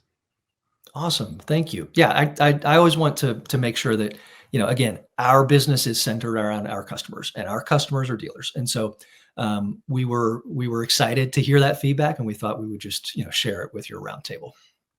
So Tim, how does our audience sign up? How do they learn more? They may have questions that they want to have answered. What's the next step? Where does our audience go? Yeah, absolutely. So there's a couple ways. One, you'll notice on the screen there's a QR code. That would probably be the fastest. So, scan that with your phone. It'll allow us to reach out to you and talk to you about how to get Muse installed in your department. Second, if you have a Capital One rep that comes by, obviously, flag them down. They're very excited. Each of our reps has their own, and they can sort of demo it with you. And then third, if you happen to be going to NADA in New Orleans, we're on the floor, booth 5746. So we would be happy to show you, Muse if you're there, and chat with you a little bit about, what we're seeing. More than likely, you'll see dealerships that are already using it there. So you can, again, pick their brain instead of mine. We'd be happy to talk with you in New Orleans, and super excited to engage in that forum. All right, everybody. So there you have it, Capital One, the Muse card. It's available now. Sarah and I each have one, as well as some of the anchors here at the Fixed Ops Roundtable you'll be hearing about as well. For more information, you can visit the QR code that's on your screen or the URL with Capital One. And Tim and his team from Capital One will be in New Orleans at the NADA show later this week. And Tim, I think you said booth 5746. That's correct. All right. Sarah, exciting times. And, as fixed operations continue to evolve, I'm sure there's going to be more things happening this year, Sarah, that we want to catch up with Tim and his team on. Tim, it's going to be really exciting to have you back at the Fixed Ops Roundtable for our future events so we can learn more about Muse and what Capital One is doing. Awesome. Thank you so much. It's an honor to be on your forum. Thanks so much for having us, Sarah and Ted. We really appreciate it. Tim Mullins, everybody, from Capital One and the Muse card, here with us today at the Fixed Ops Roundtable. Introducing Muse, powered by Capital One Navigator Platform. Muse is your guide to expanding your digital footprint into the physical world. Now anyone from your dealership can generate leads anytime, anywhere. Muse allows your team to share their profile page with a customer who can then pre-qualify, search inventory, and more. The unique links Muse generates can also be used on approved social media channels, in your lobby, at the service desk, or on windows on the cars in your lot. Now here's where the magic happens. All of the data and customer details from every interaction are captured and attributed to each salesperson or access point, then funneled directly into Dealer Navigator and your CRM. Now you can see where all those extra leads are coming from. Tap the card, take the lead with Muse.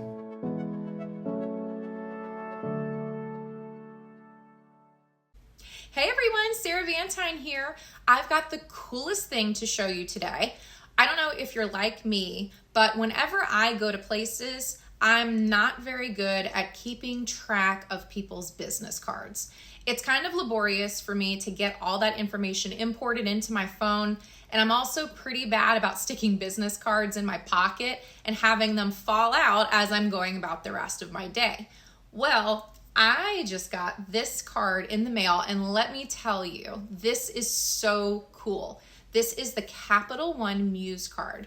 It comes in this sleeve, but when you pull it out, it is solid metal, and it has some of the coolest technology embedded in the card. If you want to share your contact details with someone, all you do is tap this part of the card onto their phone, and it pulls up a unique URL right there on their screen that can help get your contact information and their information into your dealership's CRM and Dealer Navigator. They can also quickly access your dealership's inventory and even get pre-approved right there from the link. The other cool feature is that it gives your customers a way to save your contact details right in their phone at the touch of a button, and that prevents them from losing your business card, because all they do is click save on the contact information and that's it. It makes things super easy for your customer, and you only have to hold on to this one business card. And this is not going to get bent or messed up looking. It's solid metal. It's fantastic. If you want more details on the Capital One Muse card, I'll drop a link to learn more right in the comments, or you can visit CapitalOne.com and check out the Auto Financing Dealer tab. The speakers got their eyes on the road. It's Rob Hubbell from UVEye.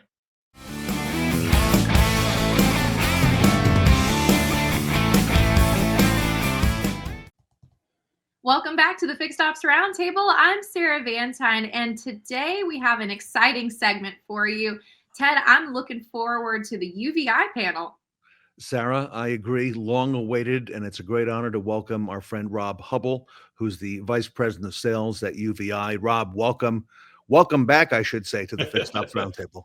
Excellent. Well, I'd like to thank you both for having me, and I'm looking forward to the opportunity to speak with you both. Sarah, UVEye has a great name in our industry. They've actually changed the entire model of how we inspect vehicles on the service drive. And Sarah, the technology continues to grow and grow, Sarah. Ted, you're spot on, and I'm looking forward to hearing all of Rob's insights and best practices that he'll share with UVEye. But first, Rob is no stranger to retail automotive. He's got quite the experience. So, Rob, could you share with us a little bit about your history and what you've been doing in automotive? Sure, I'd love to. Thank you both. First and foremost, I'm going to date myself. Probably back in the late 80s is when I started in automotive. I've just always had a passion for vehicles, automotive. And back in the late 80s, right when I got my license, I started out as a lot boy. So that's where my history with automotive began. Through the years, probably about 10 plus years, I was actually a licensed dealer. And then for the most part, the last few years, we'll call it, on the vendor side, the other side of the desk. So I've really enjoyed being around autos, working with dealers, working with OEMs, and it's just really been a pleasure. And Rob, it seems maybe that the last couple of years, a lot of folks have dabbled in vehicle inspections, but UVEye, as I mentioned earlier, really came in and changed the game with this technology. If you don't mind, speak to us a little bit about that, because the dealers that we know that are using your technology are having great success with it on the drive. Absolutely. When you really speak of automated vehicle inspection, UVEye really set the standard. So again, when we go back looking at the history of UVEye, we've been working with dealers, working with OEMs and fleet, just about 3.5, 4 years in the US. UVEye started back in 2016, but again, since then, working together, Homeland Security background and detections, really looked at the whole vehicle and what you can find. But then we really bring it back to automotive. And one of the most important parts is safety. And that's where we really, the origin was safety. And that's what we currently do on a day-to-day basis with, many different solutions within the US. And that's kind of where my role is, working with the dealers in the US as we expand. And Rob, it would seem that once a customer and end user has a chance to experience UVEye, see it in action, the transparency, it would seem that there's really no substitute for it. And it's something they're going to expect time and time again.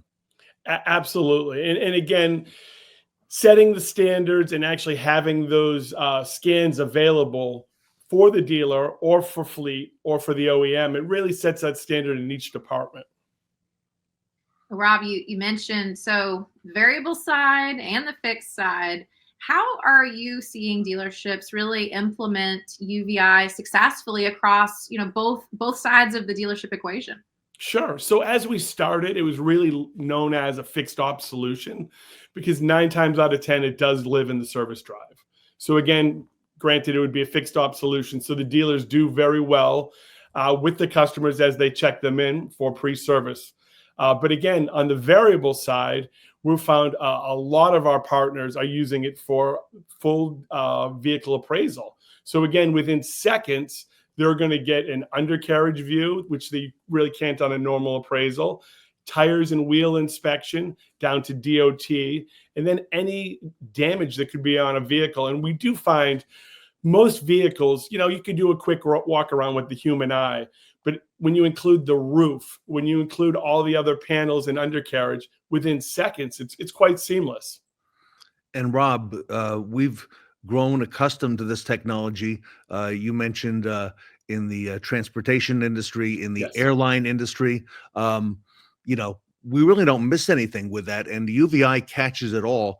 And there was a dealer that we had on the show a couple months ago that I was interviewing, and he was talking about best practices they were doing in F&I. Sure. And organically, he mentioned UVEye. I said, UVEye? He said, yes, in the F&I office, because we inspect wheels, on customers' trades. And he was explaining how the UVEye is used. And Rob, it's really amazing to hear the different news stories.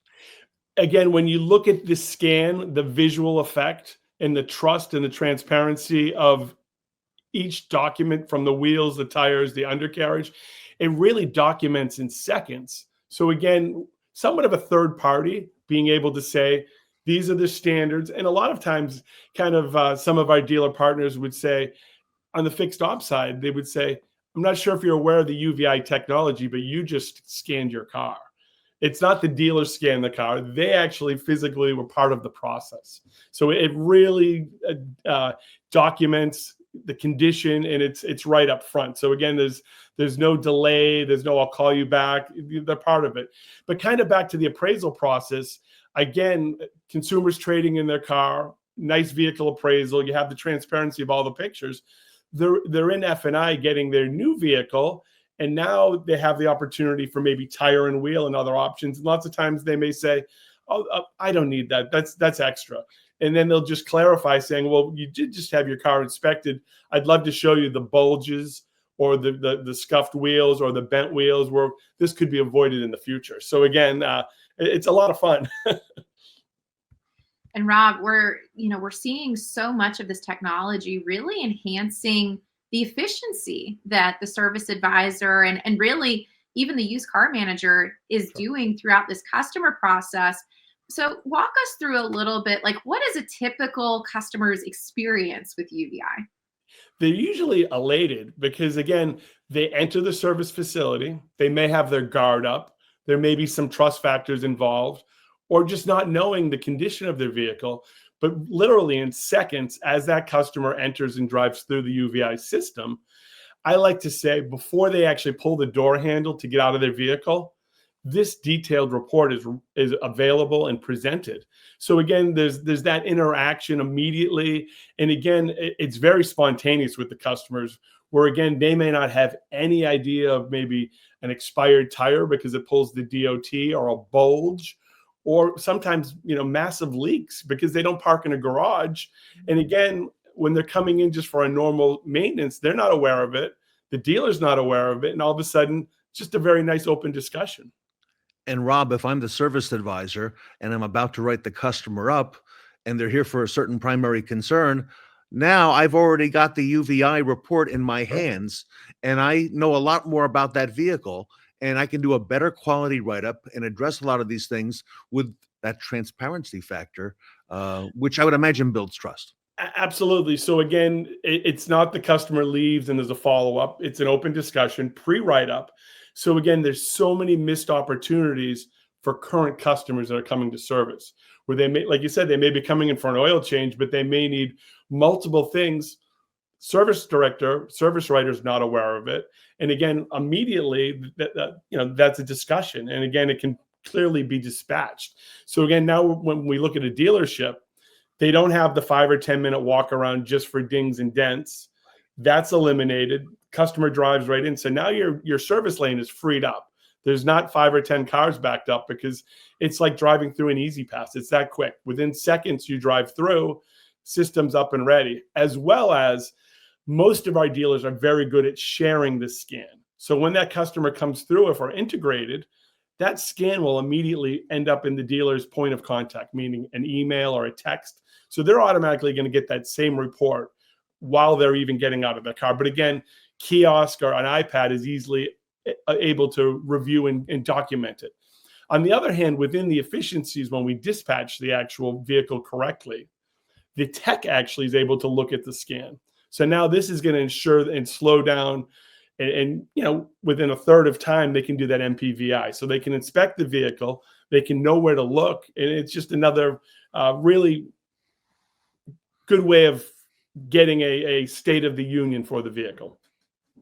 Rob, speaking of the technician, I want to come back a second to the internal side of the equation and really the protecting the dealership and their assets. So a lot of our listeners have loaner and rental car fleets. And this is a great solution to also take a look at what's going on with their rental cars too. Absolutely. So with our system, when the vehicle enters and goes through, we actually scan the plate. So we're going to grab the National Highway Safety information. We're going to grab the build information, but we also document the plate. So in our system with our tech, you can actually tag the actual vehicle as a loaner or a rental vehicle. So it'll know each time that vehicle goes through, it'll take the exact snapshot of the condition. So again, we're documenting the condition on handoff. And then when they return, they take the same process and they would be alerted if there were any anomalies, any changes with the condition. With General Motors as well, we're integrated with their software. So when a vehicle goes out and returns, our scan's actually integrated within their Connect. Rob, dealers and OEMs are all looking for efficiencies. That seems to be the buzzword in 2025. How do I make my dealership more efficient? You mentioned some of the integrations.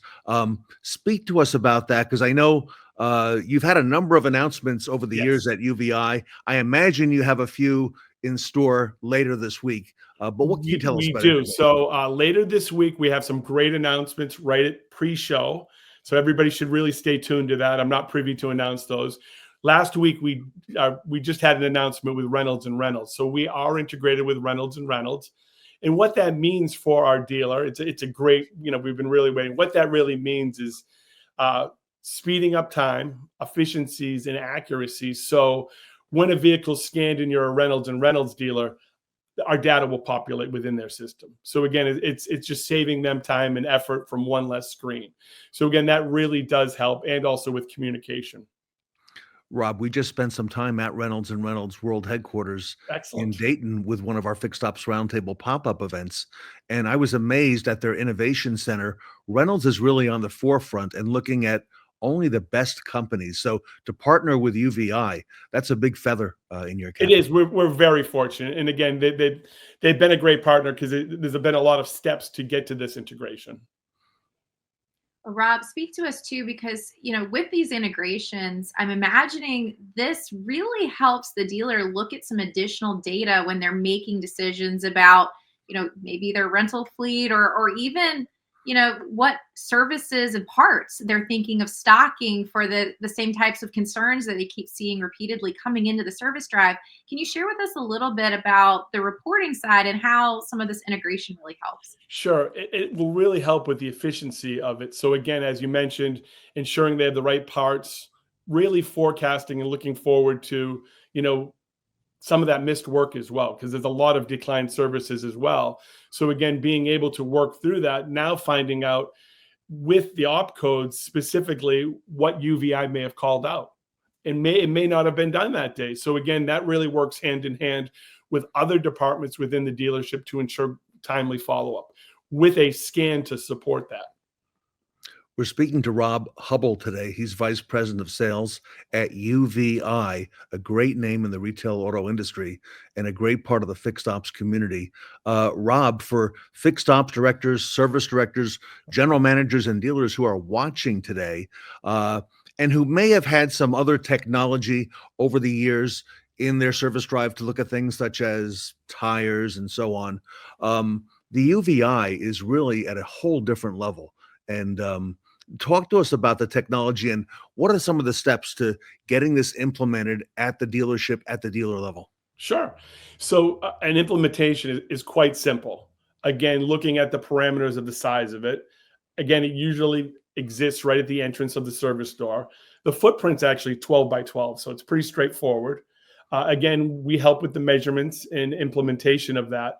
But when we really think about the technology, it just takes on simple power, high-speed internet. But what it really does is it integrates the dealership as a whole to really for the future, for again, efficiencies, trust, transparency, and really building those next steps. One of the other parts that we really didn't cover as well, with what UVEye really is helpful, is policy. And policy really is a big focal point for a lot of our dealers, even metro or rural, just ensuring the accountability. So again, UVEye captures all that information as well. Because again, when you're looking at a ding, dent, or scratch, it'll go down to 1 or 2 millimeters. So again, you're going to pick up everything on that vehicle, if it's clean or dirty, as well as undercarriage, wheels, and tires. So again, if it's a Highline dealership that we're partnered with, or a standard everyday independent, again, we can really benefit in every facets of their organization. And Rob, UVEye is not just in these big, corporate group stores. They're also in independent, or single family owned and operated dealerships. How does UVEye really allow a dealer to, scale, maybe if they're acquiring more stores, or, talk to us a little bit about the differences between the types of dealers that are using your product? That's a great point. And lots of times when I'm having sidebar conversations, everyone thinks it's for the OEM, it's for the assembly line, or it's for the 50, 100 plus stores that are public. We find the early adopters are actually very rural dealers, because this system differentiates them from everyone else and gives them that step above for cutting edge. So again, it allows them to gain market share where they may have other limitations, such as some of the larger organizations. It really does. And again, some of these, and again, the entrepreneurial spirit, as we know, for some of the more smaller or rural dealer or family owns, they really want to differentiate themselves. And again, it's a great product. It really is an eye opener for all the different situations of a vehicle. But really, when it comes back down to it, a lot of it's safety. And a lot of it really comes down to, you get the smaller organizations that are family owned, local, and again, they want to be very transparent with their community. So again, having different events and different things, it's really just gives them the availability to differentiate where they may not be in other ways. Rob, that speaks volumes. Okay. Now, if it is a medium or smaller dealer, is that still part of the process that UVEye will do the measurements and take a look Absolutely. at the layout? Because Rob, every dealership is different. I can't think of any two that are alike. Yes, we are very hands-on, our sales team, our sales organization, as well as we didn't touch on this, but once a system goes live and once the system's in place, we have a client success team that is bar none the best. They're out there, they're working with the dealer on a monthly basis. And again, we have this beautiful technology, but let's talk about the data. The data is key in what you do with it afterwards as well. So that's what our client success team does as well. So again, we have a whole other facet once they're live. And again, speaking of best practices, because we go from this rural store to maybe a 80, 100 store group, we can share those same ideas and best practices and what they do and how they really benefit from using UVEye as a whole in their organization. So again, we definitely look at our client success team as really being a game changer as well as a technology, because there's so much data that comes from one scan. Well, Rob, your client satisfaction team is really helping the dealer, understand and really tailor this to their community. But I'm imagining you're also seeing, you mentioned policy and talking about, identifying some of these pieces up front when somebody's coming in for service and maybe they don't go to their passenger side of their vehicle regularly and they don't see that there's, been something that's happened. Sure. Talk to us a little bit about how this has changed customer satisfaction for the dealership's customers that are coming in. It's really been second to none, where they may not have seen it, or it may be in the middle of the winter and they may come in with a car that's covered with salt and all dirty. And then the customer, has a beautiful, clean car because after the service, the dealer detailed it or put it through their car wash. And then all of a sudden things are unveiled, maybe when their son shoveled the trunk off and they didn't know it. But again, UVEye technology can see through and scan a dirty car. So if a car is covered with sand or salt and dirt, we have that technology that looks at the actual panels to ensure if there are dents or scratches, it will pick that up even in bad weather. So again, that's a key piece there. But what I found also from some of our great partners is these conversations do come up because it happens all the time at dealerships. Now, instead of having maybe a closed circuit TV or spending a half hour or an hour going frame by frame to actually look at that vehicle to make sure that maybe we caused it, maybe we didn't, the scan's presented. And as I mentioned earlier, somehow whoever brought the car in or the point of contact got a copy of that most likely. So they already have that in place. But again, our dealers partners still see this and they'll have a nice conversation. They may invite the customer back and sit down and have a discussion and then maybe review the scan and kind of talk it through. So again, it's that trust factor for the dealer. They're still being responsible, but it's actually kind of showing them, hey, this may have been there or it wasn't us. And if it was, obviously they would take care of it. But that also turns into a trust. But usually that customer is like, okay, can I set an appointment to have it fixed? So it usually comes hand in hand. And we also do find dealers that say, hey, I have people that come in and they try to get the car repaired. And again, this is going to alleviate that. And Rob, you're so right. Here we are in the middle of January, and a good portion of the country, it's cold, and there's snow, and there's ice, and rock salt. I think Sarah even had some snow down in North Carolina over the weekend. And you don't see things on vehicles, but the UVEye is like an MRI. I mentioned that in the green room. It doesn't miss, okay? And it sees every vehicle every time, and it speaks to the consistency as well. Sure. One other thing I could add as you bring that up, the technology is based on computer vision. Yeah. So again, it's all visual, it's all high res. Yes. So again, when you have a wet car or you have a snowstorm, it's able to pick all these things up. There's other technology out there that may be antiquated that can't do that. So again, when you get the weather or you get a wet tire or a wheel, you're not going to be able to pick that up. All right. So next steps for our audience watching today, our retail audience. You're going to be at NADA. I see a booth number in the ticker down below, booth 218. Rob, will you be out there with the UVEye? I will be out there, and my team will be out there. And I know that the dealers that really plan for NADA and have a strategy, they have an agenda. I'd highly recommend, if they're going to be visiting us, try to set an appointment. My information is going to be here, but try to set an appointment with our team because last couple of years, again, we've had a lot of people visit, but again, to get that direct one-on-one attention, sometimes the booth can be, 3 or 4 deep at each podium. So again, we want to make sure we give everybody their time. So again, I'd love to set up appointments in time, but we will be there. We'll have our whole team there, and we're really excited to, speak with future partners and current partners. Excellent. Well, thank you so much, Rob, for being part of this today. Everyone, Robert Hubbell, VP of Sales at UVEye. We have a lot happening here at the Fixed Ops Roundtable, and we're looking forward to seeing you back on future segments. I look forward to it. Thank you both. Rob, I'm thinking with Sarah, we had a chat before we got started. Maybe what we do as we go throughout the year, we'll invite you back and let's bring some retailers in, some of our retailers who are using UVEye. Let's talk about some of the customer stories that we may not hear of every single day that our audience would like to be a part of as well. And, continue to build the story for trust and transparency in UVEye. I would love that because our current clients are raving fans, so again, that would be fantastic to share firsthand stories of what they do day to day using UVEye. Everybody, if you're going to NADA in New Orleans later this week, stop by UVEye at booth 218.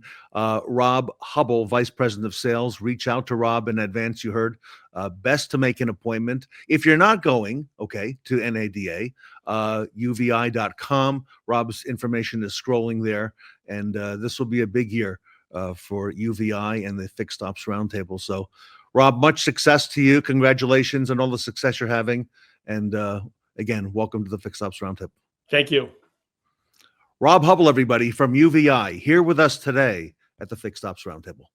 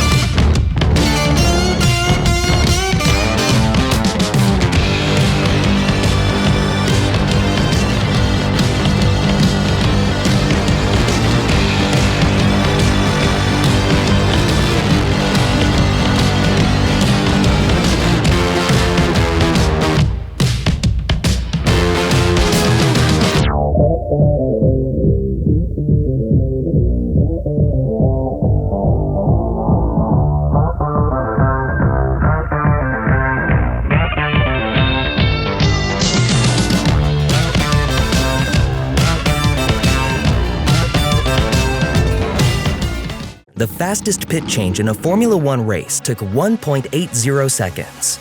At Blink AI, we say challenge accepted as we take your dealership from zero to hero with our platform that's purpose-built to shift the customer experience into high gear.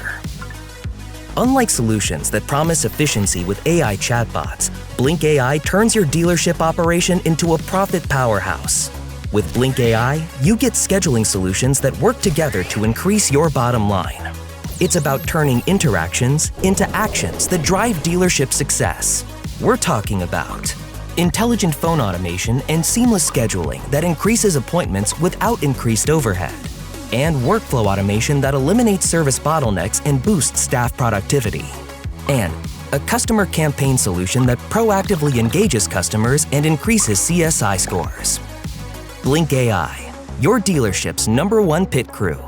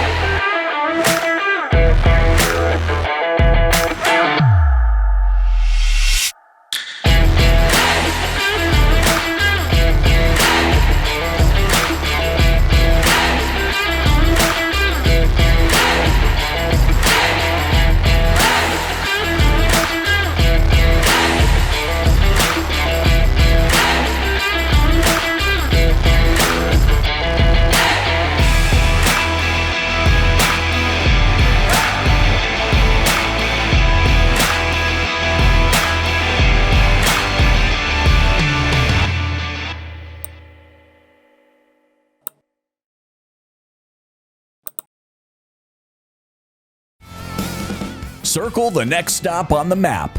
We're back at the Fixed Ops Roundtable Route 66 road trip event. We may be passing through farm country, but it's time to learn how to break down the silos in your team environment in our next panel.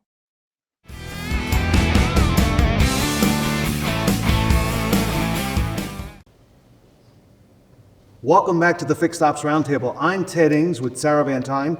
We're here at Bozard Ford Lincoln in St. Augustine, Florida, and we have a great panel ahead. Sarah, talking about breaking down the silos within the dealership. Ted, it's so important. We're seeing more and more of the customer experience being contingent upon sales and service and all of the departments really working together. And so everybody on this panel, I'd like to go down the line and just have you introduce yourselves and what your role is at Bozard. I'm Chris Mangiafrida, and I am one of the main service managers. I'm Anthony Lyles. I'm the Quick Lane manager. I'm Jasmine Johnson. I'm the mobile service manager. Toby Sims, Commercial Sales Director. And Tom Bernard, New Vehicle Sales Director. And Sarah, this group at Bozard has really expanded and grown so much in the year and a half since we were here last time. It's incredible to see all of the collaboration that has been happening with Bozard Ford Lincoln and just continuously how they innovate. And Tom, I'd love to come to you first. New car sales, thinking about the start of the customer process, what practical steps have you implemented to really foster that interdepartmental collaboration at Bozard Ford Lincoln? So a lot of what we talk about here with our tenants is promote, right? We always say all the great things that Bozard Ford does differently here. How are we different? And so a lot of what that is for us here is working together with the departments. So as a customer comes in, even this morning while we're sitting here, a gentleman comes in the front door. I don't know if this is the right place for service. Okay, great, no problem. Let me walk you back there and go introduce you to where you're supposed to be today. And service is the same thing for us. The gentleman might have an issue back in service, and we're still all working together in that and keeping that open line of communication together to make sure that we continue to be who we say we are. And how has that also impacted, the continuation of the process as the customer purchases the vehicle and then gets into the service department?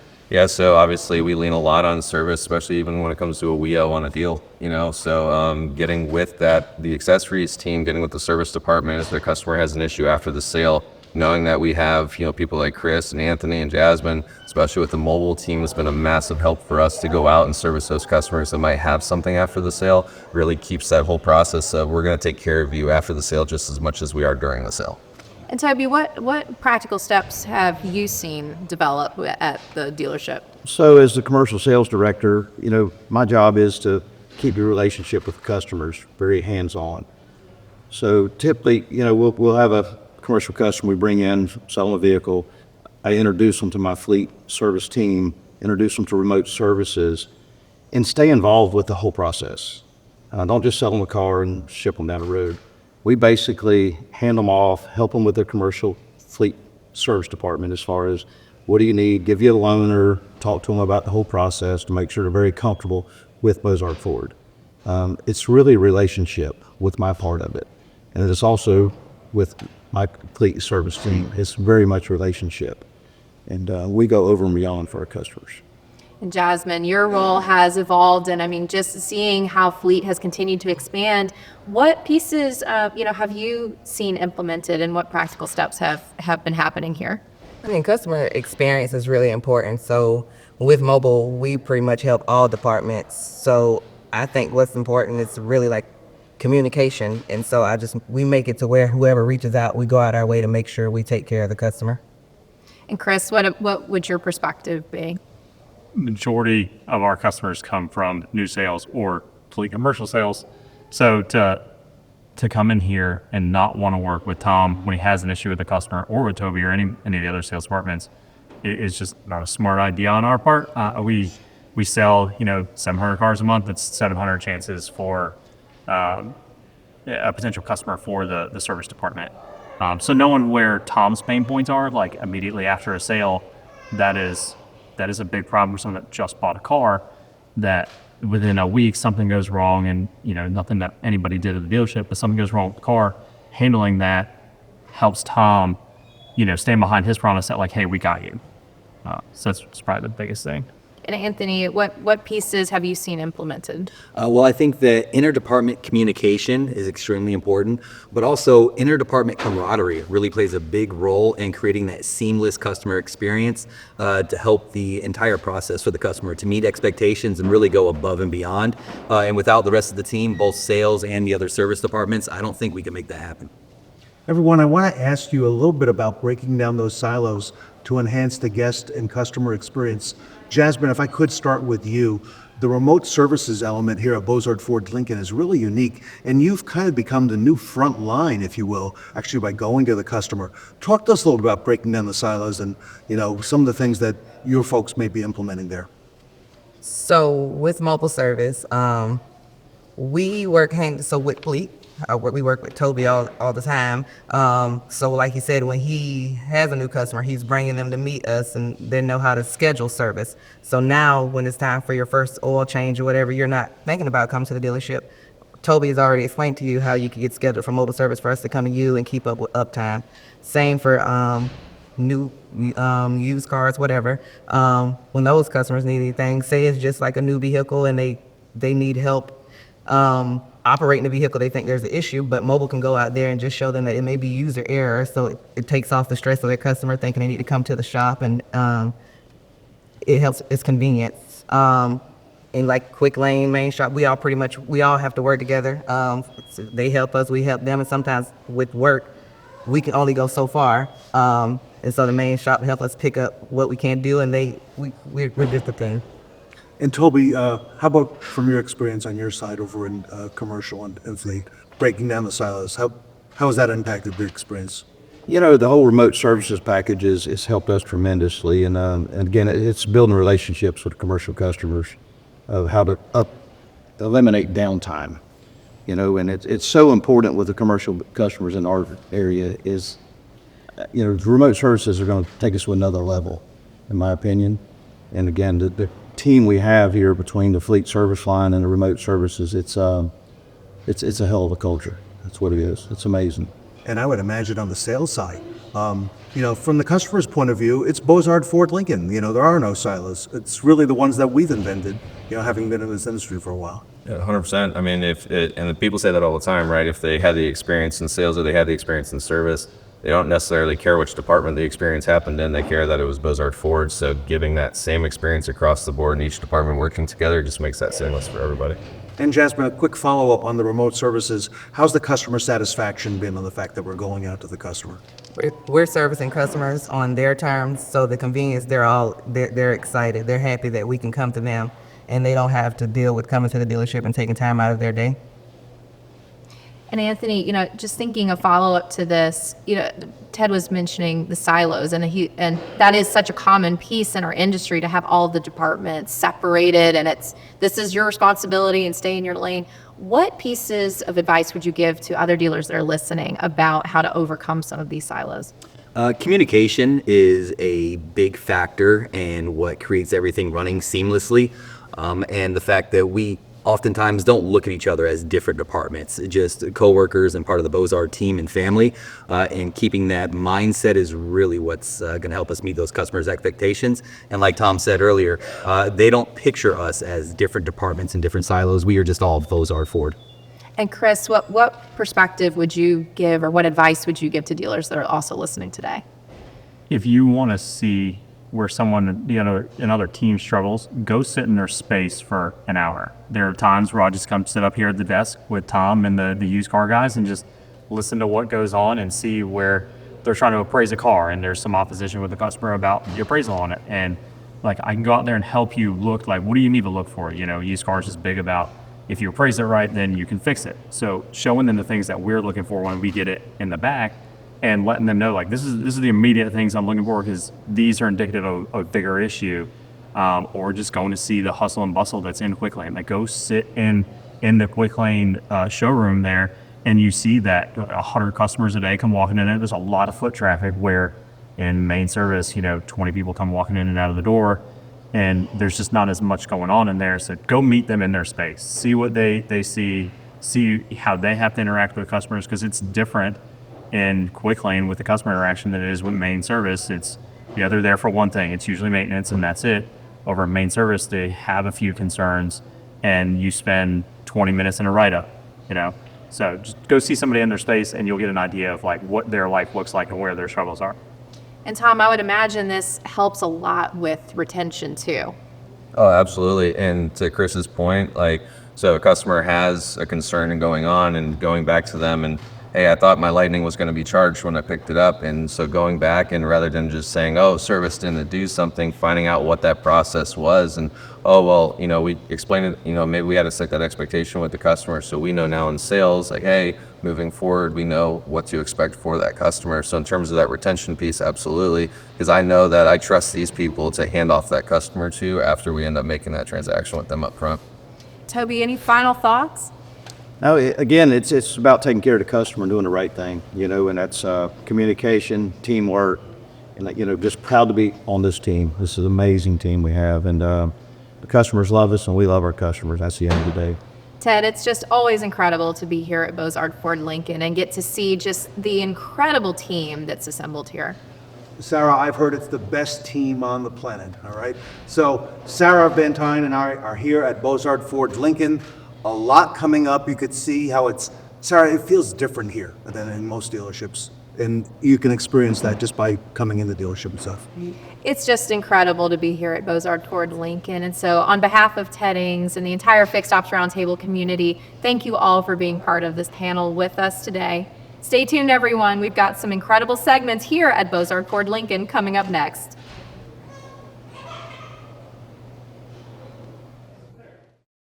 Go, go, go, go. Okay, how would you like to pay? Card, cash, or check? I will do a card. Okay, thank you very much. And will you sign right here? Sure.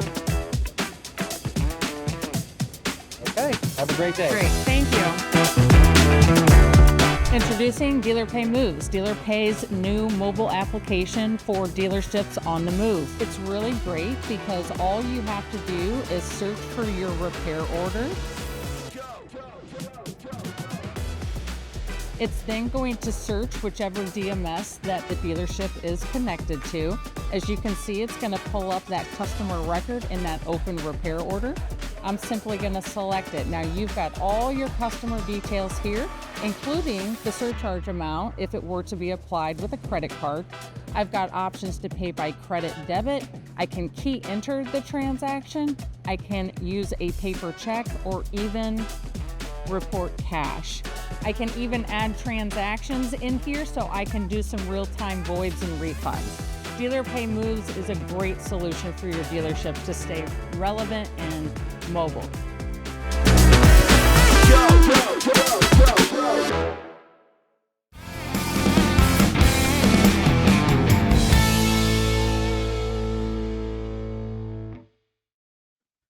Don't let car troubles cancel your road trip. Tune up your ride with the myKaarma mobile service panel up next.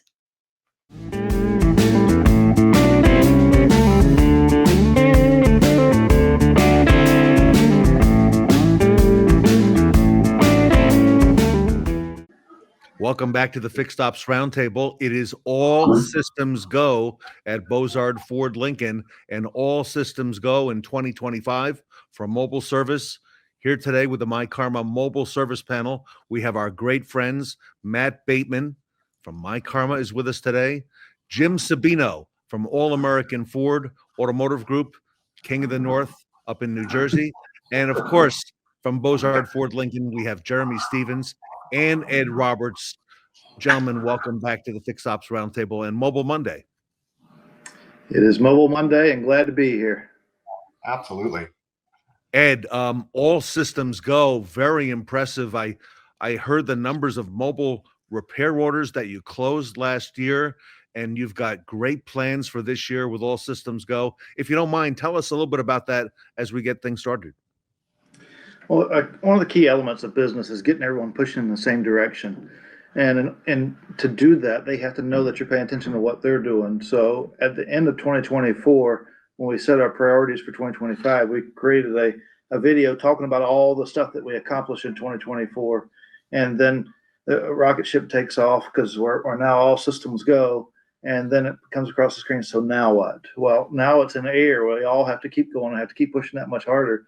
And so it just really is a recap of 2024 and what lays ahead of us for 2025. And here we are 20 days into the new year and often setting records and meeting customers on their terms. And it's just, it's getting everybody pushing in the same direction. And when you do that, it becomes a lot of fun and the results follow behind it. And Jeremy, congratulations to you. Just last month, they had a chance to meet you and your team in person, and very impressive what you got going there with that mobile operations team. Tell us a little bit about how that's grown, because as you continue the scale, it continues to evolve and change. It has, because there's an ongoing joke on the team that we like to change everything every 4 hours, and we grew so much in 1 year. We grew 400% in 1 year, and I know people's like, that's just crazy, but what it did, we learned a lot of stuff that usually takes 3 to 5 years, and we learned it all in 1 year. So we just went ahead and got it out of the way. But what's been cool, because you don't know what you don't know until you start down the road. And the main important thing with mobile is just get started. It don't have to be perfect, because we're not perfect, but we know our where we need to be great at. And that came very clear once we started growing and just meeting customers' expectations, and just getting the great feedback from customers has been awesome. And I see, Jim, your post about these customer surveys, and that's what it's really about, looking at through the customer's lens, seeing what the customer wants and meet them there. And it's just crazy how that creates car sales. It creates repeat customers. It just opens the door to so many opportunities that we didn't even know we had. So it's been pretty cool to get the team built and dialed in, and it's been a good adventure.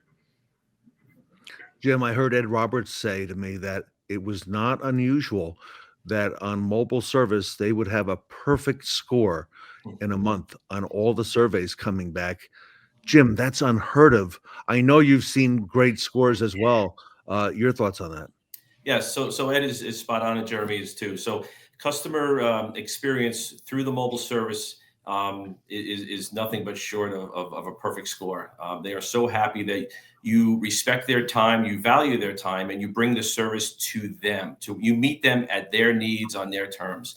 It saves them so much of a pain point of coming to the dealership, sitting in the waiting room, or possibly getting a loaner car, doing the paperwork and stuff. So it's such a seamless operation for mobile service friendly repairs, recalls, that we bring the service to them. It pays huge dividends, as Jeremy was saying, that the customer retention, the customer satisfaction, the repeat and referral, it's all there with mobile service, and it really proves out. This is not a fad. It's a market that is really wanting this customer experience level, and they've embraced it. And this is, in my opinion, is going to be very long term. And the operators that get it, that you're seeing here on the screen, that they're down in Bozard down there, and there's a lot of operators throughout the country that actually get it, are maximizing and taking capital on this mobile service experience to keep the customers within their business, doing business, repeat and referral, buying a new car, leasing a new car, calling for their next service, or requesting a mobile service to have it done. So yes, it is working, and working very well. And I want to elaborate on that a little bit, because it's easy to say that, okay, well, they're not doing that many of those services. It's easy to get 100 in CSI there. We did well over 20,000 mobile experiences last year. And to be able to do that, to be able to carry that kind of CSI number, that customer satisfaction number, says that our customers are screaming for it already. But think about that, over 20,000 of those experiences. That's about what the average dealer does in total ROs for the year. And imagine dealers having a perfect CSI, what that would do for them from a loyalty standpoint. From there's so many things that would tie to. So let that sink in a minute. It's not just a few ROs. It is a lot of customers saying, "Hey, thank you for meeting us on our terms." Absolutely. Matt Bateman, you're going to be very busy later this week at NADA. I see booth number 4611 scrolling. Matt, the one word I heard coming up again and again at Bozard among all these team members was the word myKaarma. myKaarma kept coming up throughout the entire time as being integral to the entire process. Congratulations. Thanks, Ted. It's been an incredible year for us as well. It's been a record year, and really exactly a year ago, we kicked off just a bunch of momentum at NADA this last year. So coming into this new year is really exciting. And, that's why I love being on this panel, because we're all fully aligned on this idea that it has to start with the customer experience. Like if you don't start there, and that's what Jim and Ed and Jeremy have done, right? They've said, how can we kick this off to be the best experience for the customer? And that's why they're getting those type of survey results, right? And that's what we look at myKaarma. We work backwards and say, how do we start with the customer experience to make it? Then everything else can flow from that. Jim, up there in New Jersey, where it's cold and snowy and icy, a good part of the winter. I hope not as much this year, but does the weather enter into what you do, into your calculations as well with mobile? Absolutely, and the weather plays a factor on us, and the cold, the snow, the ice, the wind. It's tough when you get 20 degrees out there. The mobile guys are a little hesitant to go out there. It's brutal. So we have special dress and uniforms for them, and there are certain days where we just have to park the fleet. We just can't go out. We have to work around it. Mother Nature doesn't really negotiate, and that's it. So we do what we can do, and we don't want to subject our employees out there and having them out there all day long freezing. It's not going to be good for anybody. The customer satisfaction is going to suffer. The employee satisfaction is going to suffer. So we do what we can on the road. There's a lot of recalls. We're reprogramming and stuff where we really can get in and get out quick, sit in the truck while the update's happening, and it's maybe some special auto parts. And as far as, getting into like the oil changes and the tire rotations, when it's 20 degrees out and there's a wind gusting, we kind of reschedule those. We do. Or we flip them into a pickup and delivery. We offer that to them. And sometimes we can do that, and it works really well. Same result, very convenient. People don't have to leave. Our drivers come, pick up the vehicle, get it serviced, bring it back to them. It's like a kind of a different plan B of a mobile. So, and others just take it very nicely and say, hey, you can come tomorrow or the next day. Maybe let's set it up for next week. And it works out really well. So weather is a factor, just like it is in the heat, down in Florida. I'm sure they deal with the same thing with extreme heats, temperatures in July and August months, and they deal with the same thing. So other than that, we do the best we can to meet everybody's needs. For the most part, if not every time, the customer is extremely understanding of weather concerns, and we reschedule and we move on. We get the job done. Ed, I had not been to your store in a little over a year. My daughter had been there a year ago with me, and she said, Dad, when we came back this time, my daughter's saying this, Matt, how impressed she was with how this whole thing has grown. She said it's not what it was. In fact, Ed, something I caught on to as an outsider, this lady on the right, third from the end in the red, introduced herself on this panel as a mobile service advisor. I went back and I wanted to clarify that. I said, you deal only mobile? She said, that's right. My role is a mobile service advisor. Ed and Jeremy, tell us about that, because that really got my attention. Yeah, so there's also with the technician, because everybody's saying, we have a technician and he acts as the service advisor too, but there is a lot of things that goes on behind the scenes that people don't realize too. Because mobile, you're working in the future. So we're having of course, we're scheduling appointments, but you got to make sure there's parts for that. There's a lot of pre-staging that has to happen, and you have to have that support group outside, because we still need our technicians to be effective out in the field. So they need somebody in the background to help them, support them, because technicians can go so far, but they need some help, make sure it's under warranty. A lot of clerical stuff with the warranty process. It may be an extended warranty. So there's a lot of stuff behind the scenes that have to happen. So we have people that are very good and detail oriented on paper, but also they're calling in cold sometimes. So they got to have that friendly tone in their voice where they're calling in and they're probably aren't calling in halfway or almost when that job is finished. So they have to match that experience, because as soon as our truck hits the driveway, the experience is a total 10. And you got to have that right person to keep that mentality up and that customer experience at that level 10 to keep that flow going. And yes, from the last time you guys was here, Ted, we had one mobile service advisor that was their core role, but we was on a mission to change that and evolve that department. And now we have a whole team of mobile service advisors. I think there's we have six of them now. Yes. And you think, okay, why can't they share those resources? It is that at the end of the day, yes, they're helping customers and helping them overcome obstacles with their vehicle, and we're providing a service to them. But everything else about that is different. We have to better plan for that visit. We have to ask the right questions. Is there a flat area that we can work with? Is there Wi-Fi? There's questions that we ask that you don't ask when it comes in to the dealership for service.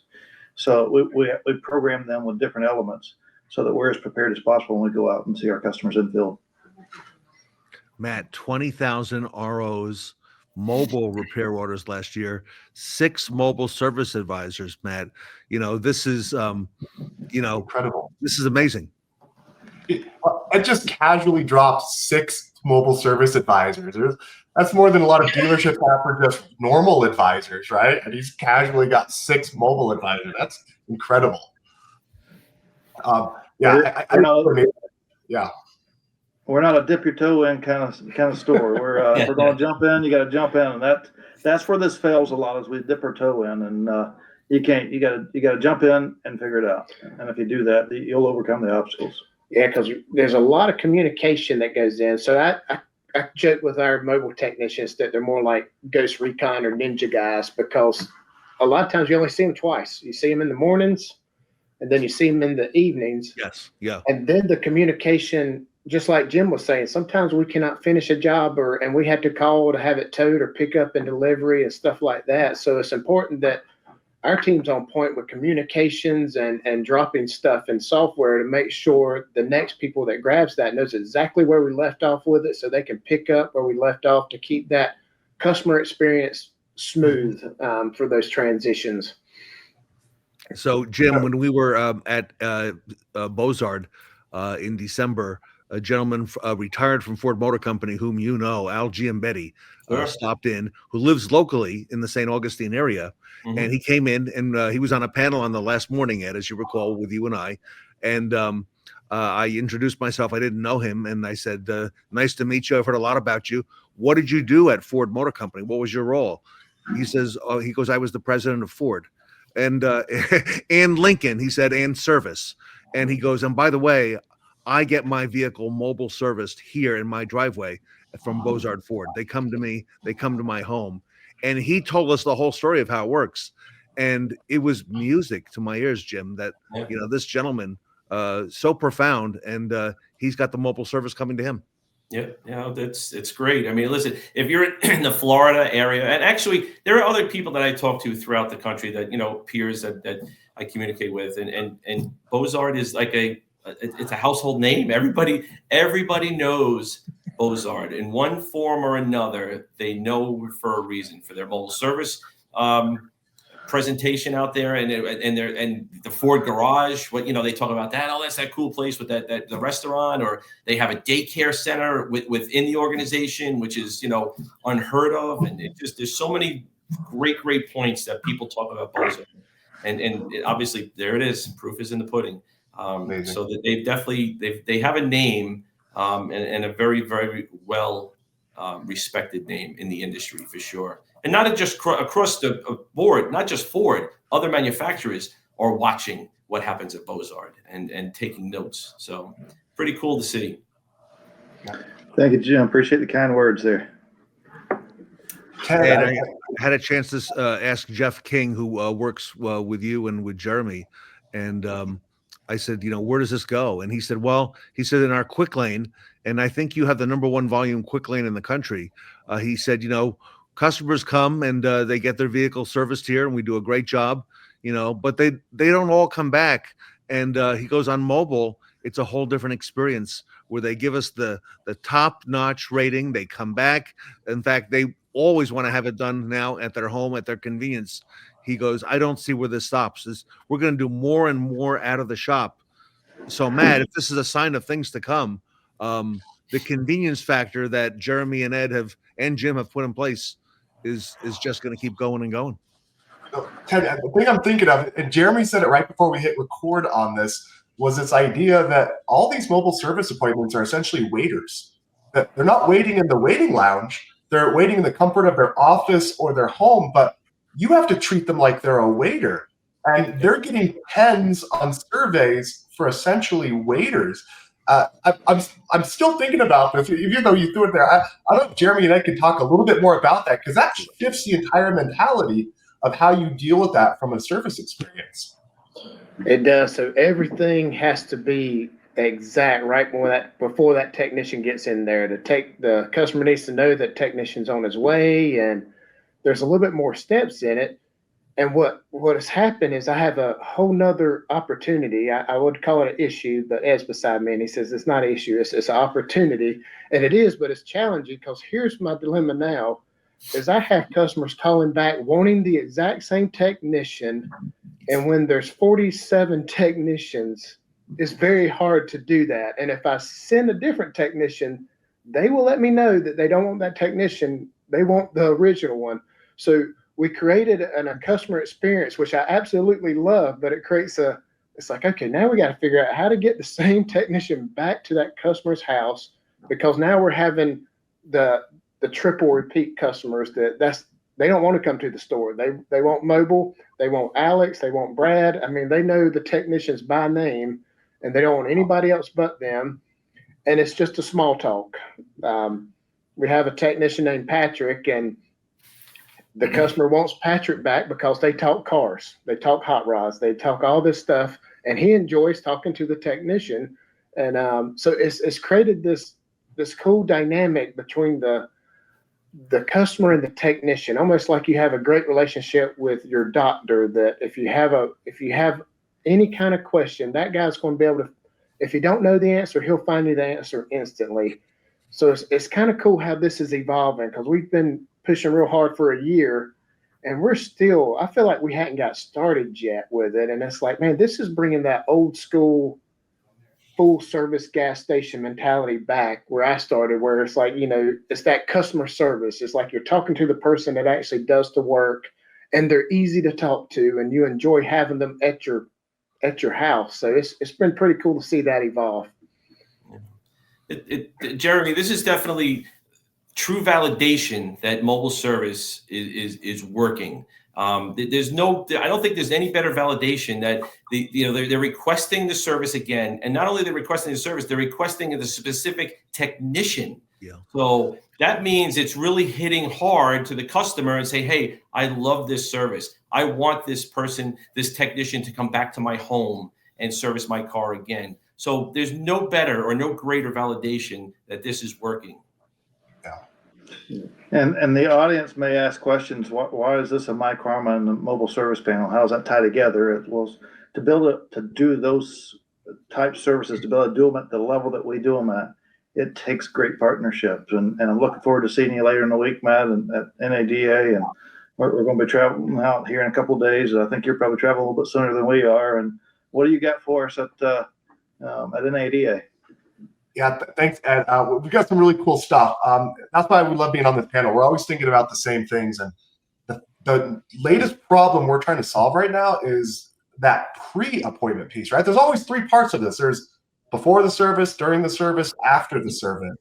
And you guys are nailing the during the service part, coming to your house, coming to your office, doing it. But how can we make that pre-service piece better? And we found one of the biggest opportunities is what we're calling the customer pre-diagnostic interview, right? This idea of, hey, I've got a problem, I've got an issue, I got something wrong with the vehicle. And so often the advisor doesn't get the full amount of information, or the customer isn't prompted enough. So we're going to start sending out messages to the customer right through the myKaarma system with an AI tool that asks intelligent follow-up questions. So you tell it'll say, hey, what's going on with your vehicle? And you'll say, it has a squeak, it has a rattle when it starts. And the bot will come back and ask an intelligent question. Does it go away once the vehicle warms up? Do you hear it from the engine bay? Does it happen regularly? It's automatically prompting it with automotive intelligence on what's happening there. So and the customer will go back and forth 7 or 8 times. They're willingly giving this information. Do you have a photo or a video you want to upload to show us? Awesome. We will take all of that, and then we will summarize. We'll summarize that entire conversation in an AI summary and provide that right to the advisor and right to the technician. So now we're saving time, and we're seeing real results in our early tests on this. We're actually seeing that customers are requesting 20% more service, right? When they're prompted to tell you additional things going on. We're seeing that dealers are saving over 3 hours a day in check-in times. And really incredibly, technicians, we're seeing sometimes 42 minutes per repair order being saved, because they're not spending time trying to re-diagnose the problem. The customer told them, we've summarized, hey, here's where the sound is, here's where the issue is. It's my right front wheel that's out of balance, and it happens at 45 miles an hour. So we're taking all of that, we're trying to streamline it so it's more efficient for the customer. Before they get in, they feel like they've been heard. It's more efficient for the advisor, and the technician hits the ground running trying to get these things done. So I know we talked about, before this call, about how AI is like the big theme at NADA this year. Everyone's going to talk about AI. And yeah, we should all be talking about AI, but we're looking at it and going, well, where does it make sense to do it? AI for the sake of AI doesn't make any sense. But when you can use it to drive automotive conversations, you can create summaries, you can save people time, that's where it makes a lot of sense. So Ed, you got to stop by and see it. We invite everyone to come over to booth 4611 right when you walk into the show. We'll be right there at the front. We want to show this and all the other things we're doing. I'm excited for this week. Sounds good. We'll certainly see you there for sure. myKaarma, everybody, booth 4611. Matt, you got a great spot at NADA this year. I like that. We do. Yeah, we actually bought 3 booths. So we have 3 booths right next to each other, right at the front when you come in. So like I said, it was a great year last year. We're going to make it a great year this year. Jim, this is not just the year of AI, but you're hearing that word efficiency, finding efficiencies for dealers. myKaarma, with all these savings, okay, in time and so on. Jim, that's got to be music to your ears as a fixed ops director. It is. And you know what, as successful as this gets and you know, the operators, you know, throughout the, you know, what Ed and Jeremy are doing and other operators are doing, you need to partner up with the right tools and technology to make, you know, this thing work. You need the help of myKaarma and all their technology they bring to the table to make it more efficient, more accurate for us to be able to move forward and expand our operation. And basically the bottom line is satisfying that customer, making sure that customer experience is the best you can deliver. And that's what it is. So with the help of myKaarma and their technology, the AI, and what Matt just talked about getting deeper dive into the more accurate description, the pre-write-up, so that, you know, it's more efficient on write-up. The technicians don't waste time chasing something that may not be. This all helps and adds up at the end of the day, for sure. And built-in efficiencies allow us to do our job at a much higher level, definitely. You know, it's a real honor to have this panel with you gentlemen who are the leaders who've really paved the way. Ed, I mean, you've a lot of foresight here, but you know, now you're into a whole new level and a whole different stage of this whole thing with mobile and moving those friction points.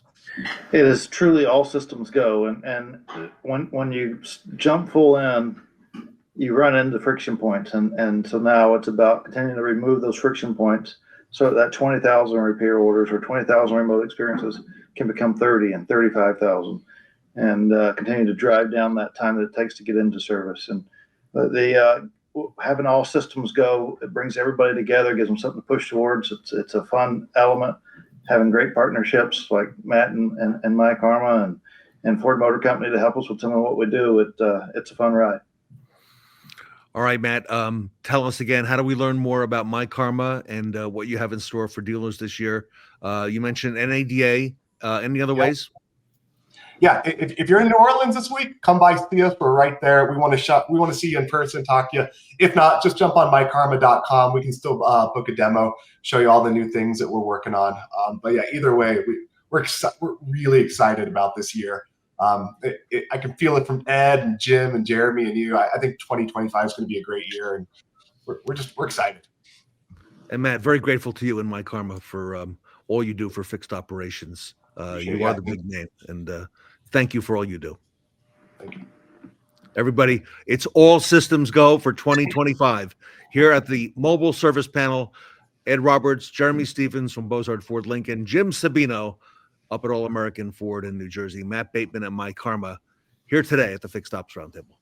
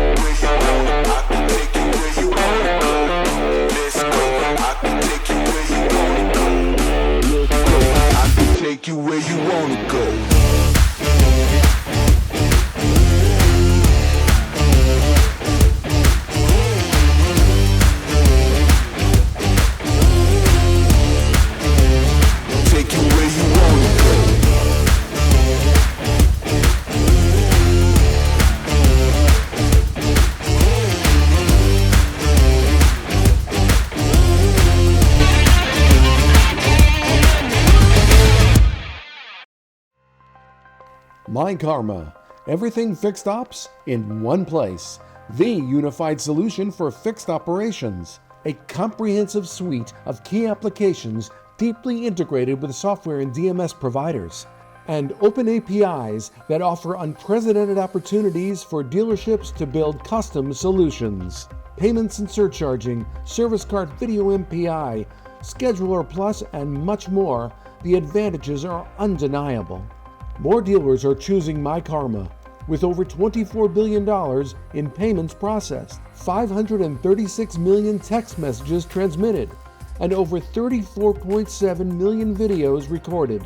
Our users enjoy an average 16% lift in RO dollars.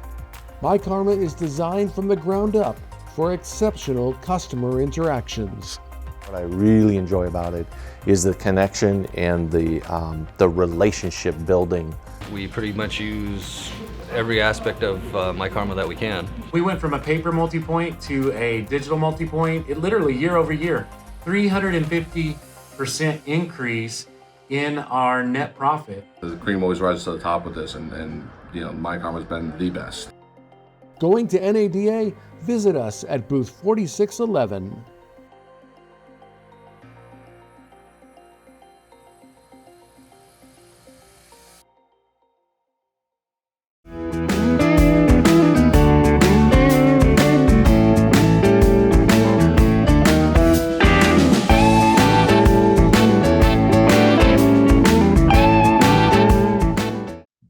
Calling shotgun is our next speaker, Bethany Johnson from vAuto by Cox Automotive.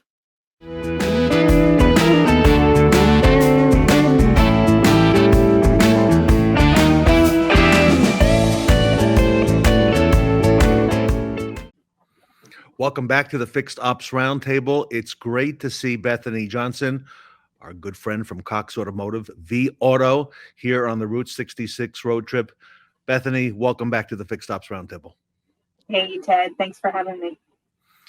Bethany, what a great time to be in automotive retail. So much happening and a lot happening this week. Congratulations to you and vAuto and Cox Automotive on all the success that you're having. Thanks. It's exciting. You know, it is. And at the end of the week, there's another big event that's happening in automotive over in New Orleans. And I know that Cox Automotive will be there with a great presence. And I want to talk about that. What is vAuto and what are you most excited about right now? Super excited, of course, for NADA. My background is in retail automotive, management experience, and then moved into Cox and vAuto for over a decade as a vAuto performance manager. So working recently in the last 2 years on the corporate side, we're super excited about NADA. And personally, I'm excited about several projects we have coming out. Just to give you a little taste, we have a group level strategy. It's called centralized inventory management. It's going to optimize every car across multiple rooftops. So whether you are a group of 2 stores or 200, this is something you definitely want to check out. For NADA, we'll also have Dale Pollock's new book.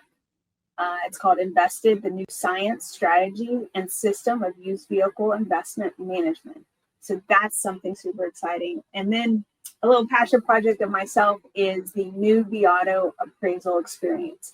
I don't think I need to tell anyone how acquisitions is such a hot topic and a pain point for dealerships. So we're looking to maximize that acquisition for the dealers with this project. You know, I want to talk a little bit about that. I know you've got great retail experience yourself. You have several leadership positions on your past resume in Metro Atlanta dealerships, and how much the appraisal experience has come to the forefront. Just amazing what's happened in the last couple of years. It's always a hot topic with dealers. And just from your perspective, Bethany, when it comes to appraisals, what are dealers today struggling with the most? What are you seeing? Well, as the industry has evolved, so has technology. So what we want to do is maximize technology to give consistency. So dealers have grown. So whether you're a dealer that's grown by rooftops, or maybe you've grown by having more than one appraiser, maybe you have 5. So you see a lot of inconsistencies with acquisitions. When you have 5 people appraising one vehicle, you'll often get 5 different numbers. So really helping the dealer follow that best practice, streamline it across their process as well as their personnel. One of the inconsistencies could be recon. So recon costs almost 40% of the appraisals that we studied missed recon high or low by $1,000. That's a lot of money. So when we look at inconsistencies, that can cost you money and opportunities. So we really want to dive into that as well as build trust with the customers when they're trading at the door. And fixed operations enters into a big part of this now as vAuto and Cox Automotive. Just amazing to see the transformation and how in the past we've worked a lot in silos with the variable and then the finance and then service and parts and so on. And now, realizing that the customer really has one experience, it's the dealership. I want to talk to you about the appraisal experience though. And how do some of these things play into that appraisal experience? How is that changing? And what are some of the long-term implications that our audience should be aware of? So, like you said, those silos have really started to break down in the last couple years, or maybe even 5 years, depending on your dealership. So it is huge to have the fixed ops really, echoing what the customer is seeing at the front. So when we obtain a trade-in, we want to make sure the cash offer is very clearly and transparently displayed to the consumer. So whether that's the recon items and, in the old days, Ted, you remember we, walk around, and that's still, a great aspect to the process. But now with technology, we can even do a mechanical inspection with technology. So OBD2s are fully integrated into this project, into the vAuto, new vAuto appraisal experience. So just having that OBD2 rather than driving the car back, putting it up on a lift, and the time savings and the efficiency, as well as the transparency with the consumer while you're looking at their vehicle, is super exciting. From a consumer's point of view, not utilizing these tools, Bethany, the consumer can get that OBD2 scanner, right? Okay, right, $20. And many of them do, right? So we've seen that. They do. And the OBDs twos, I've learned so much about them. They're so exciting because, yes, the consumers can get one on Amazon. There are vendors out there that offer it as well, which is really neat with the metrics and the clearing of codes could display if a consumer has done anything like that. Which is actually more prevalent than you realize. And if you don't know that information from the OBD, you may be missing out on an opportunity or costing yourself money.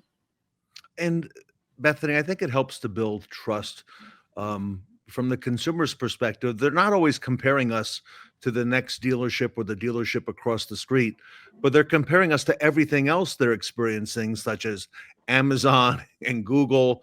And for years we've been behind, and I think we're still behind in the car business, but really the customers comparing us to everything else that they're seeing along the way. What do you think? For sure. I mean, they all want the easy button, whether it's us as dealers or the consumer. But yeah, it's very blurred lines across industries. But building that trust, way back when, if you showed the customer an amount and explained to them recon, it's just now with technology, we can build that trust and do that with technology, which is super exciting and efficient, save everybody time. So talk to us a little bit about the vAuto, the new if I can say it, the new appraisal experience, and Correct. How that solves for a lot of the things that we're discussing here and how that plays into it. Sure, absolutely. So like we said, if you have 5 appraisers on the desk, they may put 5 different numbers. So really minimizing those costly mistakes, whether it's the new guy who maybe is a little shy at putting in ACV and you miss that opportunity, right? That customer could leave. So we want to minimize and really strengthen your consistency on acquisition, because that's where the profit is made. Helping you to acquire the right cars to align with your inventory strategy is also part of this appraisal experience. That is huge, because you don't get to pick the ones that are at the door. obviously applying this acquisition and adhering to your strategy to plug the holes of what you don't get at the door is huge as well. This application will also capture the photos of the vehicle, which I know sounds elementary, but huge, robust, high-res photos that you can zoom in. So picture this, the salesperson does their job, walks around the vehicle, takes pictures. Oh, there's a little dent. Your buyer or your acquisition person, maybe they're sitting 2 feet away, maybe they're sitting down the road. They could zoom into this robust photo and see the damage and see the cosmetic, as well as the OBD information, and really get a clear picture of what needs to happen to be capturing this acquisition, as well as presenting a customer-friendly presentation. Could even be backed with KBB ICO, which is super powerful in the consumer's presentation. You know, this means a more precise estimation tool, if you will. I'm listening to some of the numbers you mentioned earlier. It was historically kind of a guess in the car business, and at many dealerships today, it may still be. But you're making it more of a science, and it's more precise. And having these photos, we all rely on images and pictures, Bethany, and this really helps bring us into the modern age, brings dealers in and consumers. Absolutely. I mean, it is data science, right? It is the data science that powers vAuto, powers all of our software solutions, but getting that really easy for your entire team, you know, whether it's just the acquisition as well as recon and the fixed ops, to have an easy button to be those precise and display the acquisition and capture it. That's the name of the game. Many dealerships in our audience rely on vAuto and trust vAuto. Bethany Johnson is with us today. She is with vAuto by Cox Automotive, retail background, and here to talk about some of the things that are ahead in 2025. She's the strategic planning director. So Bethany, for our audience, maybe what are some of the top 3 takeaways, if you will, that you'd want one of our viewers or any of our viewers to leave with when it comes to the appraisal process and things that we should be aware of and what's ahead? Sure. You know, going back to exactly what the shopper and the consumer is expecting and meeting them where they're at. You mentioned, you know, competition. Each customer comes in with around 2.9, let's say, offers. Let's call it 3 offers on average. Millennials come in with 7 to 9 offers. So do they really? That many? Wow. Yes. Yeah, we have the data at Cox, so it is amazing to see that. And with that shift with the millennials, you have to be prepared. You have to be very transparent, and it starts with the acquisition. So top 3 takeaways. It's hard to get you 3, but I will try to stick to 3. But understand the consumer expectations and meet them where they're at. That's number 1. Consistent appraisals. You've heard me say that, you know, with the precise estimates, using technology, that is huge across your entire team. That's a lot of money to be gambling on. We give you the precise technology so you don't have to gamble. Tracking your results would be number 3. You always want to, you know, see how it's helping, and it will flush out opportunities. You may have someone who's really good at doing trade-ins on your desk, but maybe not really good at capturing a private party or an equity mining customer. So really capitalizing on the metrics in our software is huge. That way you're not leaving money on the table, increasing opportunities, increasing profits, and mitigating the risk. If I can slide in a 4th, I would say the 4th would be to trust vAuto. We're the right partner.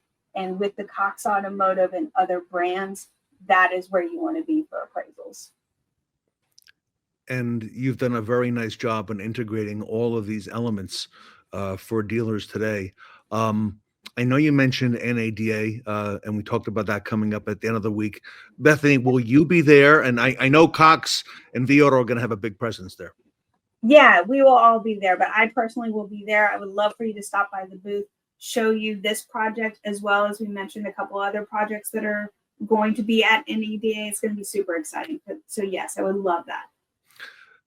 Cox Automotive has a lot going on right now in the industry, and you've got some great brands. vAuto is certainly one of the leaders, if not the leader, in this particular niche in the industry. And Bethany, I don't see that interest in appraisals or in the reconditioning process, beginning with the appraisal. I don't see any of this backing down anytime soon. I think the focus is going to continue because dealers are realizing, the more vehicles I appraise accurately with tools such as these, the more sales we're going to make. And like you said, keeping these metrics, that's also a big part of what you do, helping the dealers. Absolutely. Yeah. Math doesn't lie, as I like to say. Looking at the metrics, really understanding that, and embracing, we all have opportunities, but if you don't know what the opportunities are, how do you capitalize them? That's where we really excel, whether it's through our software or our teams are very helpful in assisting our dealers that way. I was one for over a decade and I really enjoyed it. Everybody, customers, and we're all consumers, love a repeatable process that's consistent. vAuto helps bring that to the table for consistent appraisals and making sure your team is using the same process. Bethany Johnson, congratulations to you and to vAuto on all the success you're having. Now, for folks who are not going to NADA, Sure. What's the best way to find out more information if you're not going to be there?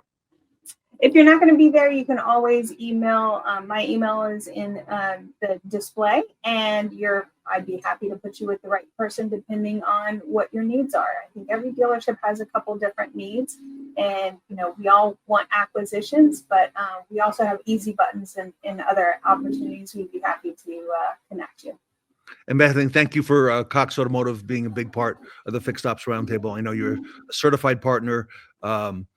vAuto and Cox are on our advisory board as well. So thank you for all that and helping to steer the ship for fixed operations in the future. Thank you, Ted. We really appreciate it. Bethany Johnson, everybody, here from vAuto, Cox Automotive, here today at the Fixed Ops Roundtable.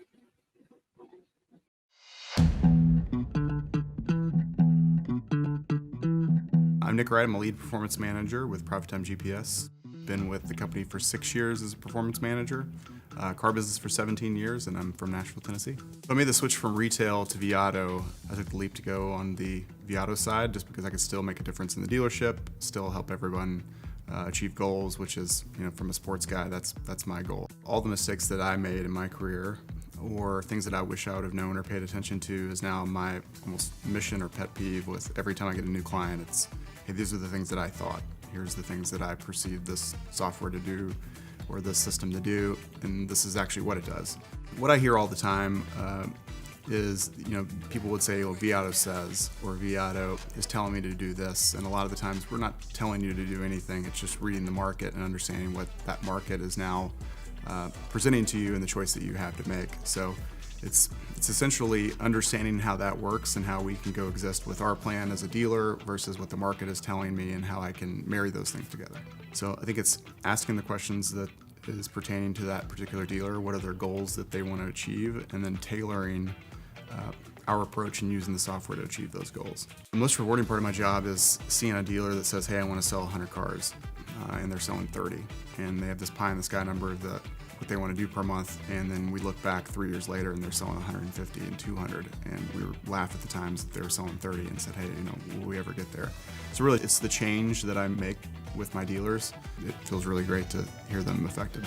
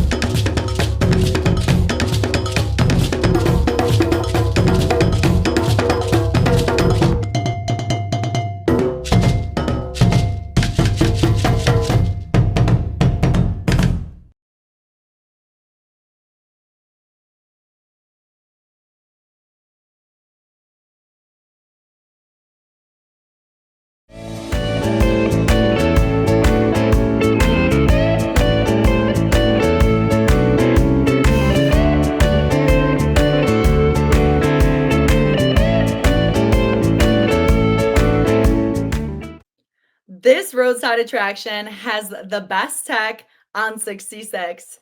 Filmed live at our pop-up event is the technology panel.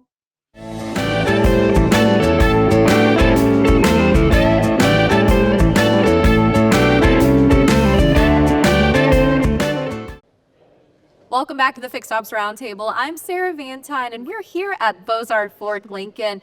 On this panel today, we are going to be talking about all the technology that Bozard Ford Lincoln implements across their service and sales departments. Gentlemen, thank you for being on the panel today. Thank you. Thank you. Pleasure. And of course, we also have Euwart Anderson of Vehlo here with us. And this is such an exciting opportunity. Euwart, is this the first time that you've been at Bozard Ford Lincoln? It is, and it's a memorable one. It's a very impressive operation for sure, and team. Well, it really is just like the Disney World of dealerships. And so I say that because, oh my gosh, y'all have such an amazing group of people and all of the pieces that y'all implement. If y'all would go down the line, please introduce yourselves to our audience today. Yeah, I'm Anthony Lyles, the Quick Lane Manager. Matt Norris, Fixed Operations Director. Josh Fitzgerald, I'm a team lead in the shop. I'm Euwart Anderson, the Executive Vice President in Vehlo. I'm Seth Thomas, I'm a team lead in the shop as well. Guy Spees, team lead in the shop as well. Excellent. And Matt, I'll come to you first. When you're thinking about, all of the different pieces that have to go into the customer experience, one of the things that stands out the most has been around video and also the MPI, improving that transparency in the shop. How has that really helped build trust with the Bozard customers? Well, you hit the nail on the head when you said transparency. That's the big thing for our consumers nowadays. They can go up and look up anything online. They can view things online. They can watch YouTube videos of whatever. And when our technicians are creating videos of their vehicle going through that inspection process, and they can physically see their car with either the pluses or the things that need attention, for that consumer, it's really a level of trust that just gets that much better for us with the consumer, because they can see it. They know what we're trying to convey to them. They know what we're trying to show them, and they can see it. They don't think like, oh, it's he's telling me, but I can see it. They're showing it to me. So it's a huge improvement from at least from my standpoint, from a consumer experience standpoint. And Ryan, how would you weigh in on that conversation? In terms of the MPI, what pieces have really been instrumental in helping with that video process in the shop? So, the customer is just, the trust level is huge there. I mean, they can see it. I've had service advisors tell me time and time again, like, oh, the customer loved your video. Dealerships typically get a bad rap, or automotive industry in general. We're always trying to sell you something. They can see it like, oh, my car really does have an oil leak, or it doesn't need tires. They can see that, and they really buy into it. Josh and team, additional thoughts on this topic? I think I would pair it with what the other gentleman said, and that we're able to sort of establish a level of trust with our clients that I think the dealership world has not been able to do before. So we're able to physically show somebody, hey, this is what's wrong with your car. You can see it. I can see it. It makes the whole transaction a lot smoother. About probably 2 months ago, maybe 3 months ago, I was walking through the shop, and Seth and Guy both grabbed me, like, hey, we really want to show you something. And they brought me over to their computer screen, and they were like, hey, we have this older vehicle, and we went through the video MPI, but then they pulled up the media portion of it, and they said, here, listen to the customer's comments, because all of our stuff is recorded through myKaarma, and the customer's comments were, you guys have never done this before. This is the coolest thing ever. Like, I saw what's wrong with my car. Like, I understand what's going on. And of course, they approved all the work, because you don't want to drive around in an unsafe vehicle, but it was just really cool to hear the customer feedback of how cool the video MPI was, and involving them in that inspection process, and again, developing that trust between the technician, the advisor, and the consumer. It's huge. I think there's a bit of a convenience factor here as well, right? Because a lot of people like to be involved, take some time out of their day, come and get their vehicle serviced, which in some cases isn't always a quick process. But for them to be able to seamlessly drop their vehicle off, be involved, communicate with the technicians, see the actual MPI results and inspections, and still go about their day-to-day, but have to take a big chunk out of their schedule, I think it goes a long way to customer value. It really does. And you see so much technology being implemented, especially with the video MPI pieces. What strategies have you been seeing, in the field as it pertains to, customer feedback and other elements within the video MPI itself? One strategy or strategic lever I've seen, like the better operations deploy, actually relates to having a no exception policy to getting trust created with a consumer through the digital media, right? So like meaning that you automate that digital media so that it gets to the consumer no matter what. Like there's no exceptions, and I think when you do that and it's consistent, it creates this experience they don't forget, and that's how you retain consumers. I mean, every guy on this panel here and every member of this team at Bozard is working to retain customers, right? It's not just to sell them a vehicle, it's not to service them once, it's to keep them here, keep them coming back, and making sure that brand retention is strong. And being able to use digital media in a way that helps to do that is it's something that's got to be consistent every experience. Well, I'd love to go down the line too to get your perspective, because the video piece is super important in the process. But one of the elements that we're seeing in the industry has been really centered around training. And this is a whole new way for customers to get information about their vehicle. But there's a lot of training that goes into this entire process. So I'd love to get all of y'all's opinion and go down the line. How has training here really helped influence some of the adaptation to technology? Well, training, it's ongoing, right? It's consistent. It never ends. Everybody is going to be in a training aspect throughout the entirety of their career. And there's one thing to be able to provide feedback to, say, technicians who may be doing some video MPIs or over at the quick lane early on in their career, to where if we're hands-on and with them at that time, then we can go ahead and provide coaching and feedback. And then this technology aspect too is that we can review their video inspections and provide some coaching and feedback, maybe if we weren't completely involved in that particular scenario. So it's very useful in us being able to review the effectiveness of our team and utilize this coaching. Anthony said it well. I also think the important thing too, from the onset of when you're looking at new technologies and you're looking at new processes, one of the things that we did together is when we were looking at some of these products, we involved the technicians, we involved the parts staff, we involved the advisors and the leadership, because if you don't have everybody's buy-in and everybody's like, yes, this will work, yes, this is a good product, and yes, this is easy to use, if you don't have the buy-in from the entire team, to Anthony's point, that training obstacle becomes even that much more difficult if they don't believe it's going to work, or they don't feel that that tool or that software is going to be efficient for them. And so that was the big deal, is getting in the buy-in. And then we worked on, okay, so what does it look like? How do we make the right, what's the process to do the right video MPI? And we went through some training with the guys, and they've been very receptive and done a fantastic job with it. Yeah, I mean, we have an outline of how the video is supposed to go. And you have some freedom there to make it your own, put your personality in it so that the customer's actually engaging with the technician versus just the person they see when they drop their car off. So it really gets them into the shop. And when everyone's on the same page, if we have a new hire come from the outside, the guy next to him can help versus him having to go grab a manager or a team lead or something. Like the guy in the bay right next to him can help him out because we're all on the same page. Wasn't it? You're seeing a lot of training as well. I mean, with how this is being implemented, what are some advice, or what are some pieces of advice that you would share with our audience today on training? Yeah, I think the guy said it well about, training being kind of lifelong, right? Like it just really doesn't end for well, run operations like Bozard. And I think for us, being on site for our brands at Vehlo is key. We really do kind of pride ourselves on mirroring the consumer experience in the experience that our dealer customers have using our products and buying our products. We want to make sure we're on site, we're supporting the teams, not just at the initial deployment or implementation of the products, but also just on an ongoing basis, whether it's quarterly, semi-annual, et cetera. That's key to their success. Gentlemen, any last thoughts on video MPIs? Yeah, keep an open mind. I think it was a bit of a tough transition for us, and it's something that we're not used to, holding up a phone and taking a video and speaking into a camera. But after some practice, we became more proficient at it, and I think it's really paid off. I think people really enjoy it. They've certainly made you good at doing it here. So Yes.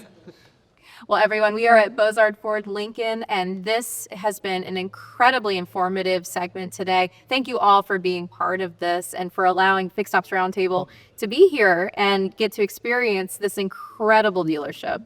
Thank you. Thank you. Thank you. Thank you. Thank you. Everyone, on behalf of Ted Ings, I'm Sarah Vantine. We have some exciting segments coming up next.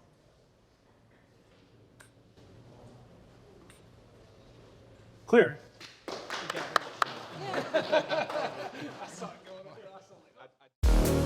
We want to make it so that every automotive dealer can use AI natively and effectively to enhance the abilities of your employees to do their job. When we look at the ROI, one of the things that we know is that if you can communicate to a customer on a missed phone call in 15 minutes or less, that drives up profitability and customer satisfaction. So not only does our AI engage that customer on a missed phone call, it also creates a workflow for the employees to get back to the customers with predictive intelligence about what they need to provide to the customer to handle the situation as it arises.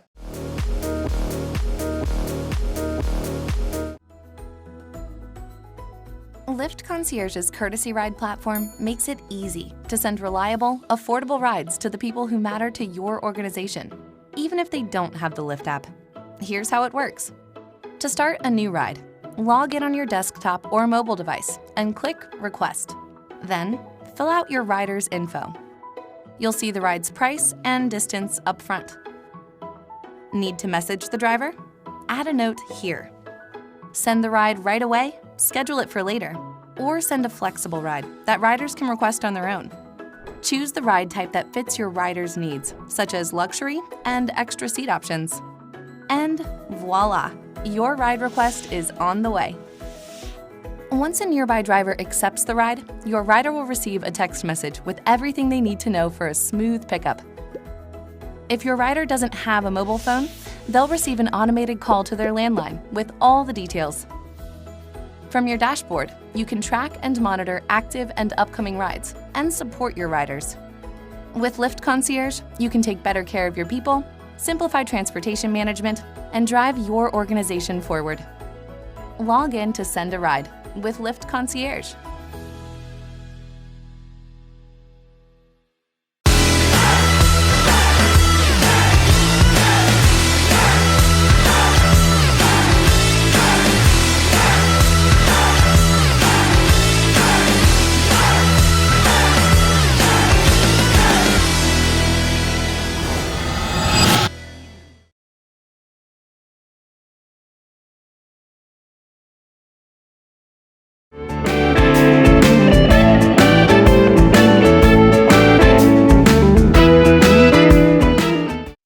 Check out the epic stops along the historic Route 66 with the Epicor Panel.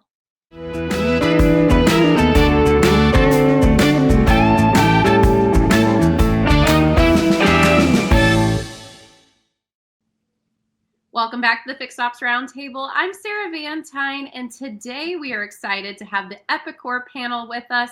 Ted Ings, I am so excited about the conversation we're going to be having with Tim and his team today. Sarah, I am as well. And as you know, Epicor is a big technology player in the automotive aftermarket, and they're probably best known for their digital, comprehensive Epicor catalog that's been a part of the industry for a long time. I want to welcome Tim Hardin and the team. Tim, welcome back to the Fixed Ops Roundtable. Good to see you, Ted. Great to be here. Yeah, great to have you. So you've been very busy at Epicor. Congratulations on all the success you're having. Thank you. Tell us who you brought with us today and a little bit about what's coming up. Well, we've got John from our Elite Extra team here with us today, and Josh from Acadia, which is one of the recent acquisitions into the Epicor family that we've made here in the last few months. And we're super excited to talk about how we're continuing on our mission to get the right part to the right place at the right time. Some of these are very strategic acquisitions, if I may say, as part of the Epicor portfolio. Tell us a little bit about them and some of the thinking behind that, if you don't mind. Yeah, so if we will zoom out just for a moment, if you remember when you and I first started having the discussion around where Epicor was headed in the automotive segment a couple of years ago, we've essentially doubled the size of the business over the last couple of years, and acquisitions and organic growth, like we've done with Elite Extra and now with Acadia, have been a big part of that. So what was a $70 million business in the next 12 months will probably exit at about $130 million. And a lot of that has to do with some of the moves that we've made to strategically pivot the business to encompass not just what we're doing in the aftermarket, but also what we're doing in the OE dealer space.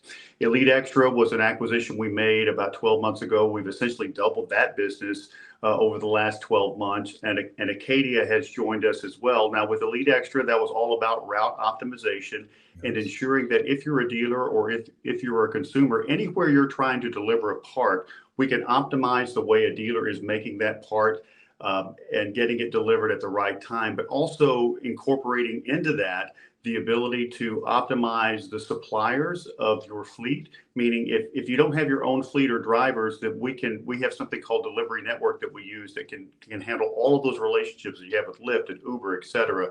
And we can make sure, or DoorDash, and we can get those parts to the right place and we can manage that for you. We also have returns automation that we brought into the marketplace to ensure that we can optimize this kind of pain in the neck of getting parts returned at times. And now with Acadia, what we've done is we've brought into the relationship with Epicor a whole new set of services where whether it's onboarding employees or it's making sure that you've got the right processes in place within a dealership, it's ensuring that the very front end of bringing the right talent into the organization and making sure that they're as productive as quickly as possible is something that Epicor is now prepared to provide. So we're super excited about bringing these assets together. We'll be at NADA coming up, and our footprint at NADA was very small a couple of years ago, and now it's growing in the amount of not just services that we're providing, but the number of really in-depth conversations we're having with our dealers. So very excited to be here today to talk about those things. Tim, this is very exciting stuff. I didn't realize how many Fixed Ops Roundtable dealers are familiar with some of the things that you're doing there at Epicor, in particular on the Elite Extra portion. A lot of folks raised their hands and said, oh, yes, we utilize that. That's very good. That's been very, very helpful to us in what we're doing at our dealerships. I want to lean in a little bit first, though, into Acadia. Tell us a little bit about the technology, about this idea of the connected worker. And if you give us some background on that, then give us a chance to maybe ask a couple follow-ups to Josh and go from there. Well, when you think about just the connected worker overall, this is something that over the last 3 to 5 years has really, really accelerated in the marketplace. And a lot of it started, back in 2020 with all of the obvious things we already know about moving so much of the workforce remote. But as it evolved over time, it became more difficult, and something that organizations, not just dealerships, but organizations in general really hadn't considered, which is in a world where everything is virtual or so much of it is virtual, how do we make sure that we onboard people, we connect them with the services that are provided by the employer, and ensure that we're getting them as productive as they can be as quickly as possible, because those productive workers make all of the difference in the world in engaging with the customers and ensuring that you can grow your business. And I think with that, it would be good to have Josh spend a little bit of time talking about just what Acadia is and the different areas that we diversify that ability to bring employees on and really develop that connected worker ecosystem. Yeah, thanks, Tim. So, at Acadia, our goal is to equip frontline workers with everything they need so that they can work independently. So you did a really good job of talking about some of the challenges, particularly, post 2020. We actually were a little bit ahead of the game. We started out in 2014 and became generally available in 2016.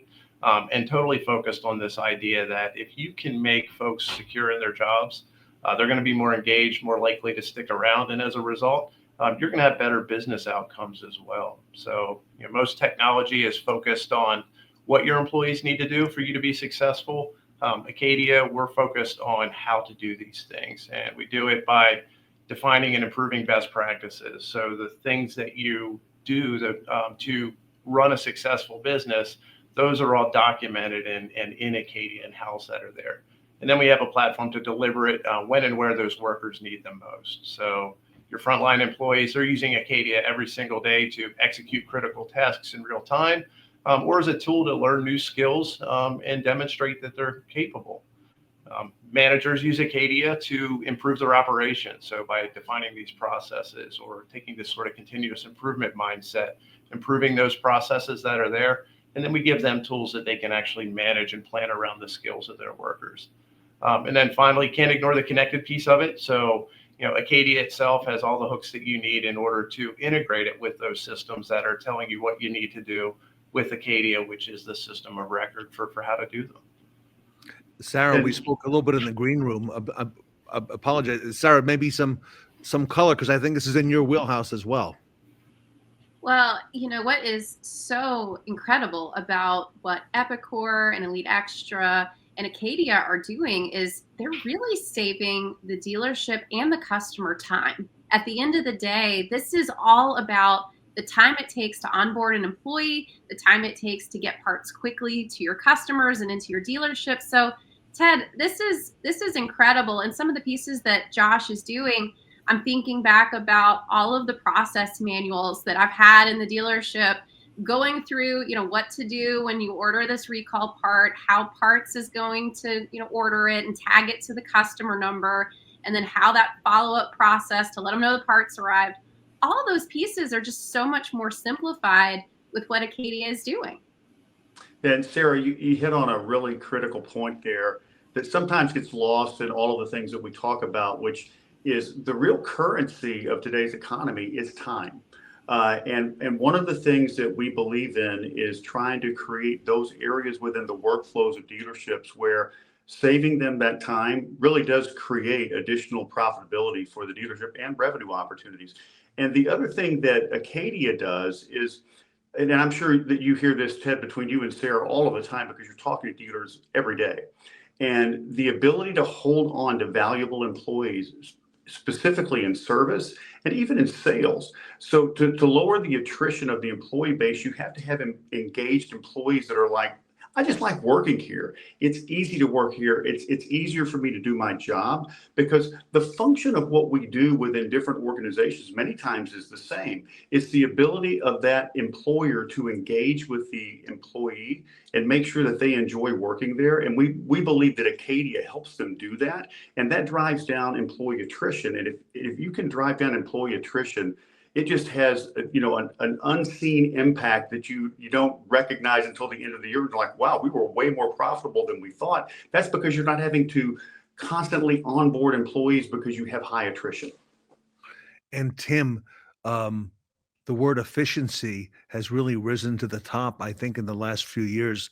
Dealers are hearing a lot about it. OEMs are talking about it. Tim, you really help dealers run a lot more efficiently with some of the things that we're talking about here today. Well, when you look at the average dealership, now this varies over time and it depends on who you talk to, but I think on average, every dealership is probably dealing with anywhere from 25 to 40 suppliers in their lives. And this is every day. And so efficiency is really critical. And what we found is if we can take the 40 and make it 30 or make it 25 by being an organization that provide more services to a dealership so that we can get them to be more efficient. And efficiency can also mean only having to deal with a limited number of suppliers versus 40 or 50, then we think that's a great way to do it. And that efficiency is a big piece of it. Josh, you and Sarah and I were speaking a little bit earlier before we got started about an example or two about how this works. And you spoke to us about the service advisor. I don't know if you'd mind sharing that, but I thought that was a very powerful story that helped bring this home. Yeah. So going back to that efficiency and getting folks more engaged and less likely to turn over, think about it. Of course, Acadia, you build these big process manuals. You can take the old process manuals that were physical and sitting on a table somewhere. Those are all digital and interactive in Acadia, and they connect all the way through to the individual work instructions that someone needs to do. We've got all the tools around those to successfully onboard somebody, but for us, it doesn't end there. So training is not just a one-time event, point-in-time event.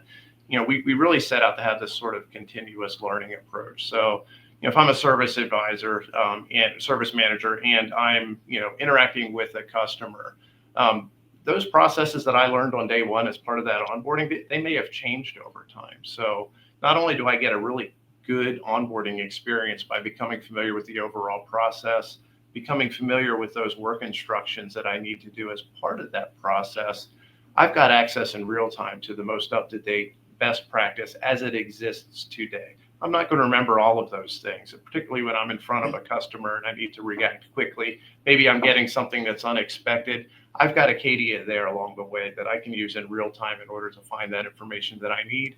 It's consistent, so your customers are going to get the same thing, whether they're in your store or maybe another store in your network. All of that is documented, and those best practices are right there, updated in real time. So that impact of changing those, it's not that frustration and all those little things that add up to that poor experience for your employees that might eventually, force them to leave and go somewhere else. I love it. Tim, if I can, let's shift gears a little bit and talk about the other part of the productivity equation, which is process. And as part of that, every dealer's favorite subject, which is returns. Let's talk a little bit about Elite Extra, and then, of course, get a chance to hear from John and some of the great things that you're doing. But Tim, give us the overview on that. Well, one of the fastest growing areas of our business at the moment is, well, certainly Elite Extra is probably our fastest performance grower in the business. But overall, one of the areas within Elite Extra, if you start breaking that apart, is returns automation. We launched it, I think, about 6 months ago in a few dealerships, and now it's continued to grow because we have close to 1,000 dealerships that consume the services from Elite Extra in some form or fashion. And so they were a natural fit for returns automation. What is returns automation? John can get into the detail of it, but essentially, if you think about the returns process, you send somebody out to deliver a part. They get there and they deliver the part, and then the person they're delivering the part to says, hey, these oxygen sensors that you sent to me, I don't need these. I just need to return them. Well, if you rewind the clock before returns automation, that was a totally manual process. And I'd say in the vast majority of cases, it still is for those that don't have returns automation from Elite Extra. But it would be, now the driver has to fill out something like 5-ply paper piece to try and return the part. And maybe they're returning it to the dealership that sent the part out. Maybe they don't. It really can be a mess. And returns automation really automates that, streamlines it so that now it's all within the technology that we deliver with Elite Extra, and it makes it so much more seamless for people to return parts. And we've had a number of large dealer groups that now have adopted this, and they're seeing really good returns from it, no pun intended. And I'll let John speak a little bit about that. Absolutely, Tim. It's amazing when you think about all the technology that has been implemented in dealerships over the last couple of decades. Pretty much every part of the workflow is automated or is leveraging digitization at some point. And yet the returns process, Tim, as you mentioned, we're talking about 3-part carbon copy slips of paper. And drivers are doing the best that they can, but I know how bad my handwriting is, so I can imagine some of the questionable information that comes back, and it's just inconsistent, which then puts the team back at the store in a disadvantage. Because now they're having to spend, an inordinate amount of time researching the part. Did we buy it? Was that part bought from the shop? What invoice was it sold on? And so getting back to the efficiency conversation, right? We're spending, 10, 15, 20 minutes doing the due diligence to find out how to, get that money back to the customer. And so with returns automation, it's all about digitizing that process to make sure that we're capturing the information necessary and allowing the teams to be as efficient as possible in making those decisions on the back end as they can. John, this has been a pain point for dealers for a long time. Okay. Would you mind sharing maybe an example or so of something you could share with the audience today and how this works? Yeah, absolutely. So the great thing about returns automation is it supports multiple workflows because there isn't a silver bullet when it comes to returns. So for our dealers that use our routing and dispatch solution, we're able to pre-authorize the returns, get them added to the routes. So when the driver arrives, they actually have the list of parts that they're there to deliver and pick up. They can quickly verify them in the mobile app. They're out the door and they're not spending that time writing up those return slips. So for that workflow, it's seamless. But even for the customer that doesn't use routing and dispatch, right? We can integrate with the DMS system. We can capture all of that sales history and still allow either a phone call to generate a return or through the customer. We have a customer portal. So my catchphrase is we're trying to bring the B2C returns experience to the B2B world, right? We're all used to creating online return requests. And so we're just trying to take that concept and bring it into the B2B. We can take that sales history, create the return against that sales history so we know upfront when invoice the part was sold on. And then we can actually even layer in a rules engine so that the supplier can implement their returns policy electronically. And so really now we're trying to bring that RMA, that return material authorization workflow in so that the driver's really only picking up items that we know are pre-authorized based off of the rules engine. So I've got a customer now that in the month of December processed over $2.7 million worth returns by over 1,500 customers. Now it's a really big operation that not every dealer fits that scale, but even, the folks that have, 20, 30, 40 customers, there's still returns that are going to be generated that need to be tracked. And we can help those customers as well. Sarah, these are a lot of efficiencies that Epicor is bringing to dealers and to really help them. And it's a very good time for this to happen. It's so exciting to hear all of the threads that Tim has assembled with this team. And really, it's just empowering workers. And Tim, congratulations on all the success that Epicor is seeing. And of course, with Elite Extra and Acadia. Yeah, we're very excited about the position that we're in.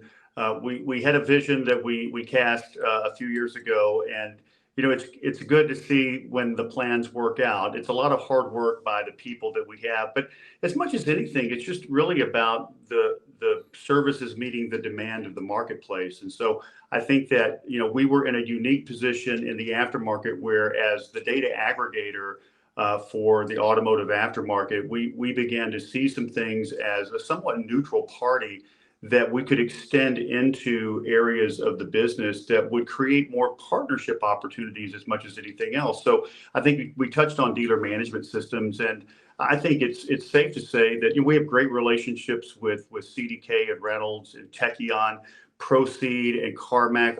Each one of those organizations, they see some of the services that we provide not as competitive in their marketplace, but they're trying to think of ways to help their dealers as well. And so when I'm at NADA, I'll probably have a meeting with each one of those organizations. And one of those areas that we're talking about is how do we tightly integrate some of these things with, the ERP services that they provide to allow us to make those moves for the dealerships that allow them to become more efficient, empower their workers, and most of all, please their customers. Tim, you're really you're working hard at Epicor to truly connect every part of the automotive aftermarket ecosystem, if I will. So congratulations, as Sarah said, on that as well. Thank you very much. All right. So you mentioned NADA, Tim. I see a booth number scrolling down below. Will you be there personally? And can people visit with Epicor to learn a little bit more? I will. We'll have Josh and John there as well. We'll have a number of people from our team at NADA, and our dance card, as they say, is awfully full now versus where it was 24 months ago, which you would expect, because we have 1,000 dealerships that are now using services from Epicor, and we expect that to expand even further as we go through the next 12 to 24 months. But we'll be ready and able at NADA to have these deep conversations.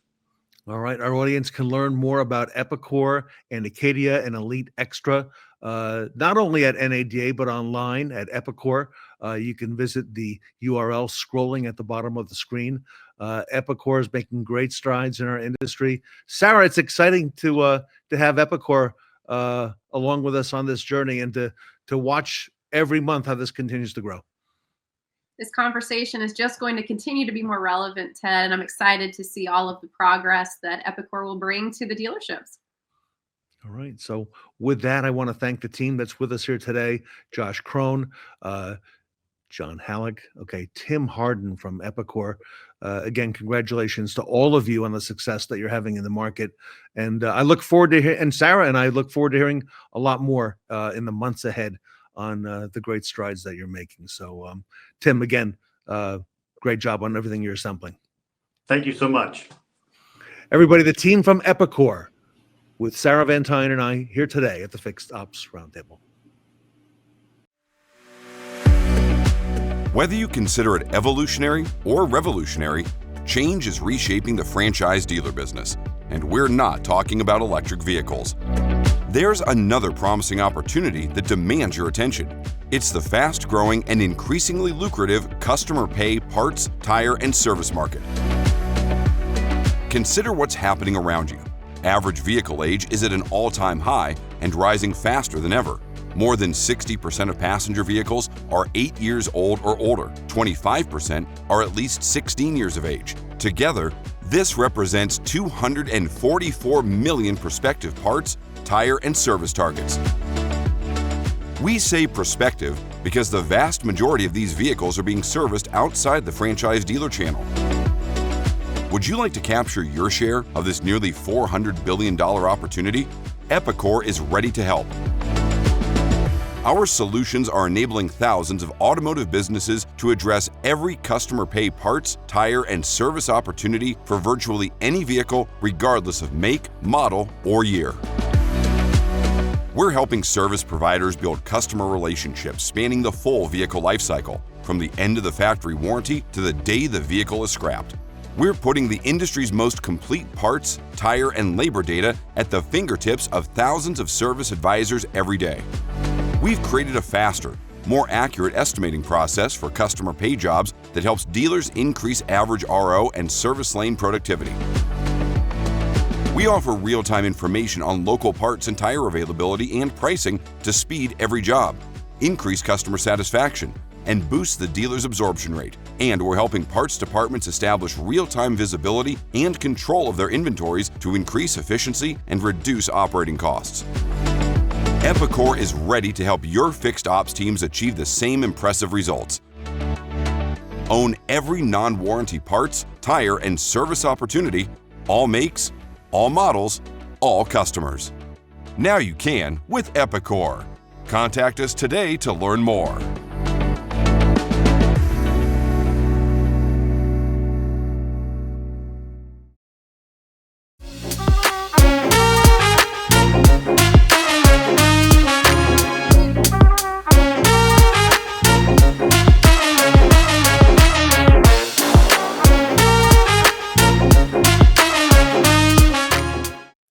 Take a moment now to pull out your phones to scan the QR code on your screen to vote for the Sean Butler Best Practice Awards that will be announced at the end of the event. Remember, every vote counts, so make sure to save room in your van for the 5 speakers or panelists for your road trip by casting your vote. And remember, you can only vote once.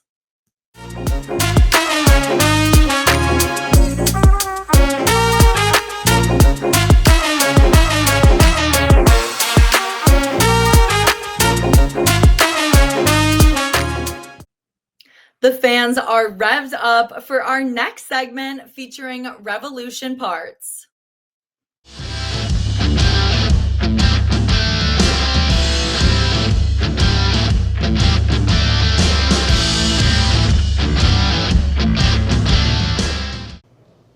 Welcome back to the Fixed Ops Roundtable. I'm Sarah Vantine, and we are here with Ed Roberts and Mike King of Revolution Parts here at Bozard Ford Lincoln. Mike, Ed, it is such a pleasure to get to have you on this panel today. Well, thanks so much for having us. Glad to be here. Well, Mike, I want to first acknowledge congratulations on all the success that Revolution Parts has been having in parts e-commerce. I was reading an article in Fixed Ops magazine recently, and there is a lot of opportunity on the table for dealerships today. There's so much opportunity. We haven't even begun to scratch the surface of what's available out there for business. And it's just growing. E-com's never going to go away. So it's just a matter of, finding your niche in that world and then taking advantage of it. And Ed, we're seeing so much customer emphasis on being able to look and shop online. And then, of course, the mobile service element. How does your parts department really help the mobile service and then also the entire dealership? Well, the parts department is really the forgotten department a lot of times, and I talk about dealers being 30 years behind, and we happen to be 20 years behind, so it puts us 10 years ahead.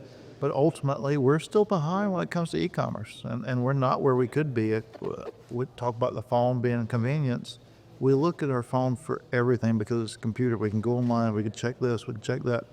And we don't tie enough of those elements yet in our world to where it makes it convenient for our customers to be able to go and get the things that they need. And so it's constant enhancement, and we need partners like you, and I'm glad you're here, and I'm glad you're helping us push through those obstacles, because Revolution Parts allows us to bring those platforms that we should have had 15 years ago to the surface today. So thank you. Well, thanks so much for having me. Yeah, the operation is so impressive. I just, I can't believe that Bozard would not be like a powerhouse in the world of e-com. Everything you do, you take it right to the edge and then push it a little further. We're not yet, and that's the power of yet, because it's not to say that we're not going to be. It's just we haven't got there yet, and with the support from you guys, I know that we'll get there. But it's about what our customer needs, and we talk about looking at it through our customer's lens. And if we're not providing them the opportunity to be able to do the things they need to do from the fingertips of their phone, then we're not meeting them at their needs. So that is still a huge opportunity for us, but it's not just a huge opportunity for us, it's a huge opportunity for the industry. Because as I said earlier, we may be a little bit ahead of the industry in some elements, but we're still 20 years behind. And the industry as a whole is about 30 years behind on how we go to market. The way we go to market in this industry is how a lot of the retail market went to market 30 years ago. 30 years, exactly. You talk about the opportunities and how to bring convenience to your customers through their lens. And I can't help thinking, how your mobile service ties into that. You saw that opportunity and you said, all right, we need to figure out a way to bring convenience to our customers in a way that it doesn't disrupt their lifestyle. And that's honestly what e-com for parts does, is it brings the needed parts for their vehicles to them in an economical and a convenient way where they don't have to go through taking time out of work to go to the dealership physically and buy the part. They can just do it online, have it delivered to their home, just in time to have the mobile service man show up to put in it. And a lot of times what we do with mobile service is service at your doorstep. And a lot of times we think, well, we don't want our customers to do those things. Well, there's some elements of the DIY that they want to do, whether it's wiper blades, whether their family is asthmatic and they want to keep up with a cabin air filter and those things. And when we tell them no, we don't tell them no so they come into us. We tell them no and then they go somewhere else. We really lose that business. And we have to make those things available to our customers. So yes, it's service at your doorsteps, but also it needs to be the availability of whatever they want at the doorstep. Yeah, for And sure. Mike, today, parts e-commerce and just parts sales, $25 billion today, but it's expected to have 3 times that growth in the next 5 years. So we're seeing so much opportunity at the table for dealerships to really be taking advantage of it. And Revolution Parts really helps train them and train the dealerships in how to best meet the customer in this online experience. Oh, absolutely. I mean, we actually have in-house dealer consulting, where a dealer that wants to take his e-com platform to the next level can get that added help, have us come in, work with them one-on-one, teach them best practices, teach them good practices that help them retain happy customers so that they just keep coming back. And really, that's the secret in e-com is definitely no different than the secret that Bozard has identified, which is the customer experience has to be perfect. If it's perfect, they'll come back. And one of the other pieces, Mike, that I thought was so compelling was really around the photos of the parts online, because shoppers are looking and they're comparing, they're looking at Amazon, they're looking at all these different interfaces, and the photos are a big deal. And Ed's store, he has some state-of-the-art photo booths and photo equipment. How important do you see video and photos, continuing to be in parts e-commerce? Well, people buy with their eyes. You ask somebody to buy an expensive mirror, an expensive headlight, and they're looking at a line drawing from a parts catalog. doesn't instill a lot of confidence that hey, I'm going to give these people $500 for a line picture. So taking photos is probably the most important thing. And looking at Ed's equipment, I mean, that photo lab was phenomenal. And I could even see it taking it to the next step where a really successful parts operation doesn't have just photos, but they have 360-degree photos, which right now nobody's doing. So there's an opportunity all by itself. There's tons of opportunity. That enhances that transparency element of it. Like you said, yes, the stick drawing of it or whatever isn't necessarily something that builds value. But seeing the actual component also builds the confidence that it's the right component. Exactly. And that creates the transparency that we need and makes that connection with the customer. And they're by with confidence at that point. Absolutely. And Ed, communication has been a big topic of conversation here at Bozard Ford Lincoln. And customers are communicating with parts managers more and more because they want to ask those questions about the part that they're seeing, online, or maybe they're looking in their owner's manual, they're not quite sure. How important is communication in the parts department here? Communication in the parts department and every department is paramount. Unfortunately, we stick them back there and say, hey, give us what we need and go on about your day. But ultimately, that doesn't help anybody. And in the grand scheme of things, we need to have those channels of communication open so that we can prepare for tomorrow before tomorrow gets here. If we're reacting to what we have in the house today, then we're already behind. When we prepare for tomorrow, and that's a lot what Mobile's told us, is you're always preparing for tomorrow. We need to send that vehicle out with everything it's going to need for all of the stops that it's going to hit that day. And that only happens with communication, effective communication.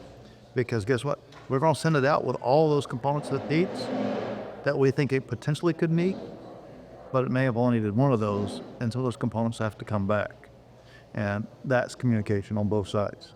And then you do it again the next day and overstock it again, because preparation's key.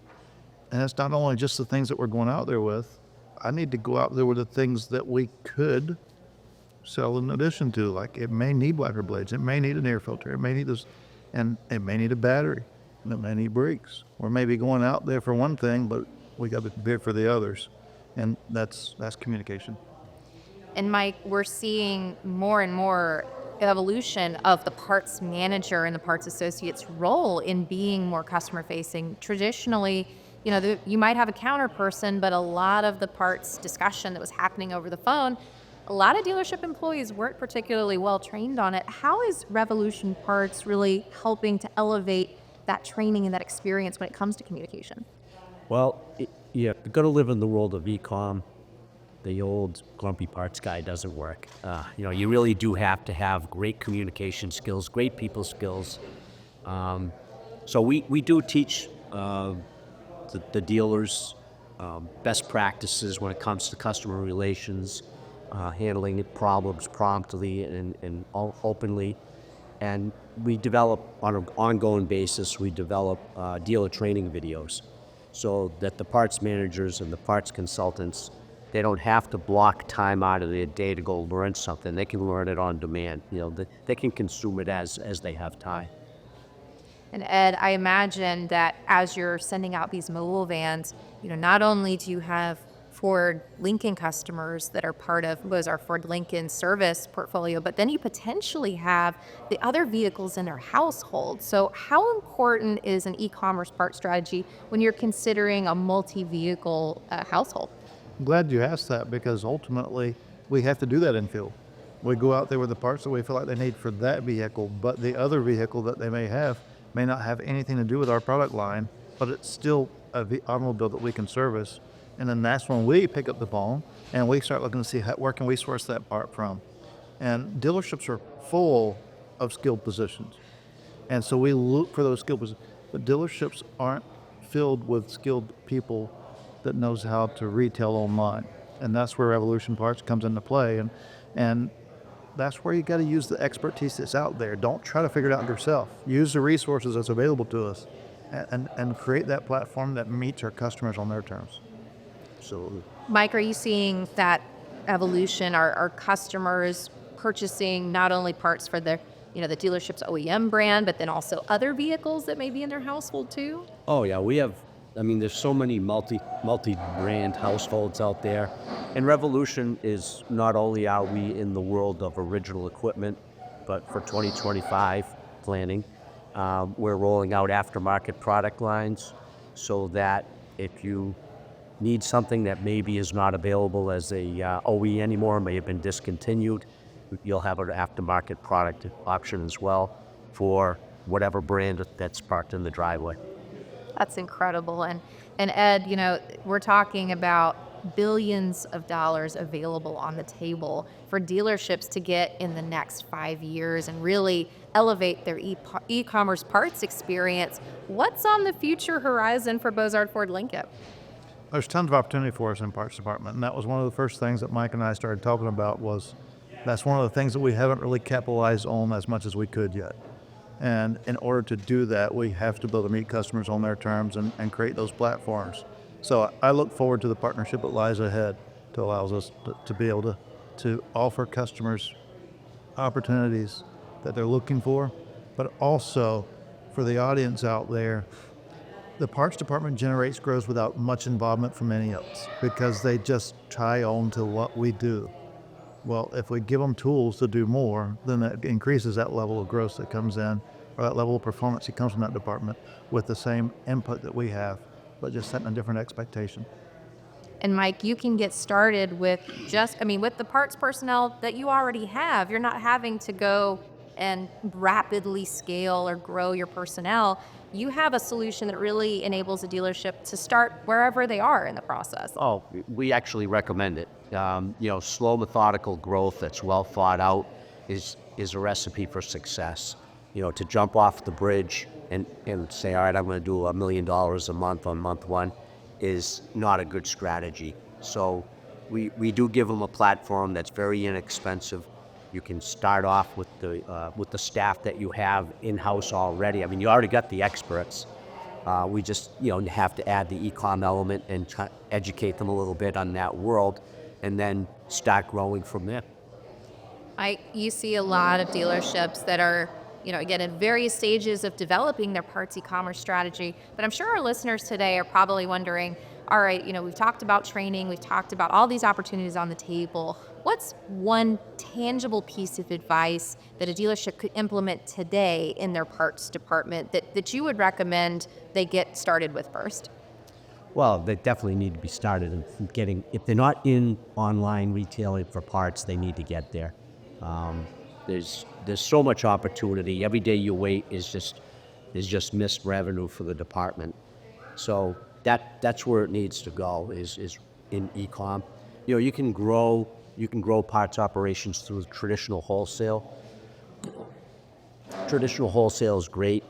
There's great ways to make money with it. But the reality is it's a money-hungry operation. It takes more people, more inventory, more receivables on the street. More storage, where e-com is exactly the opposite. It's a cash-forward business. Your customers pay at the time of order. You are being paid to ship a part as opposed to having to pay staff to deliver a part. So it really is a golden opportunity to just add another revenue stream to the parts operation. Ed, final thoughts? Well, it says it all in the name. We need to revolutionize our parts department, and we connect with Revolution Parts. We can meet customers on their terms and learn how to be online retailers. Everyone, Mike King of Revolution Parts and Ed Roberts of Bozard Ford Lincoln. On behalf of Ted Ings and the Fixed Ops Roundtable, stay tuned. We have more segments coming up next. 2025 is the year of the parts department, and we are excited to highlight some of the best in automotive. Join us live in New Orleans at the NADA Expo, where Revolution Parts is proud to host the prestigious Online Parts Excellence Awards, honoring the nation's top online parts sellers. This ceremony will be taking place Friday, January 24th at NADA and will be hosted by me, Sarah Vantine of the Fixed Ops Roundtable. During the event, we will unveil the winners in several categories, including top overall sales, top eBay sales, top Amazon sales, Parts Excellence Award, Rookie of the Year, Influencer of the Year, and the top sales in each brand category. Be sure to join us at booth 7451 to help us celebrate the excellence in the parts industry. See you all there.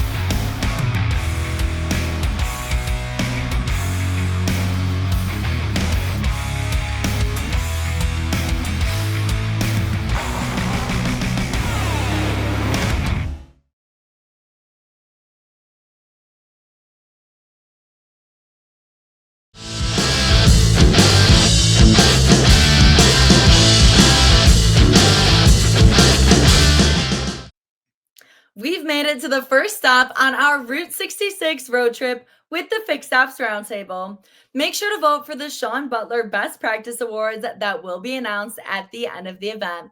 We'll be back in the driver's seat for day 2 of the Fixed Ops Roundtable's Route 66 road trip event tomorrow at 9 a.m. Eastern.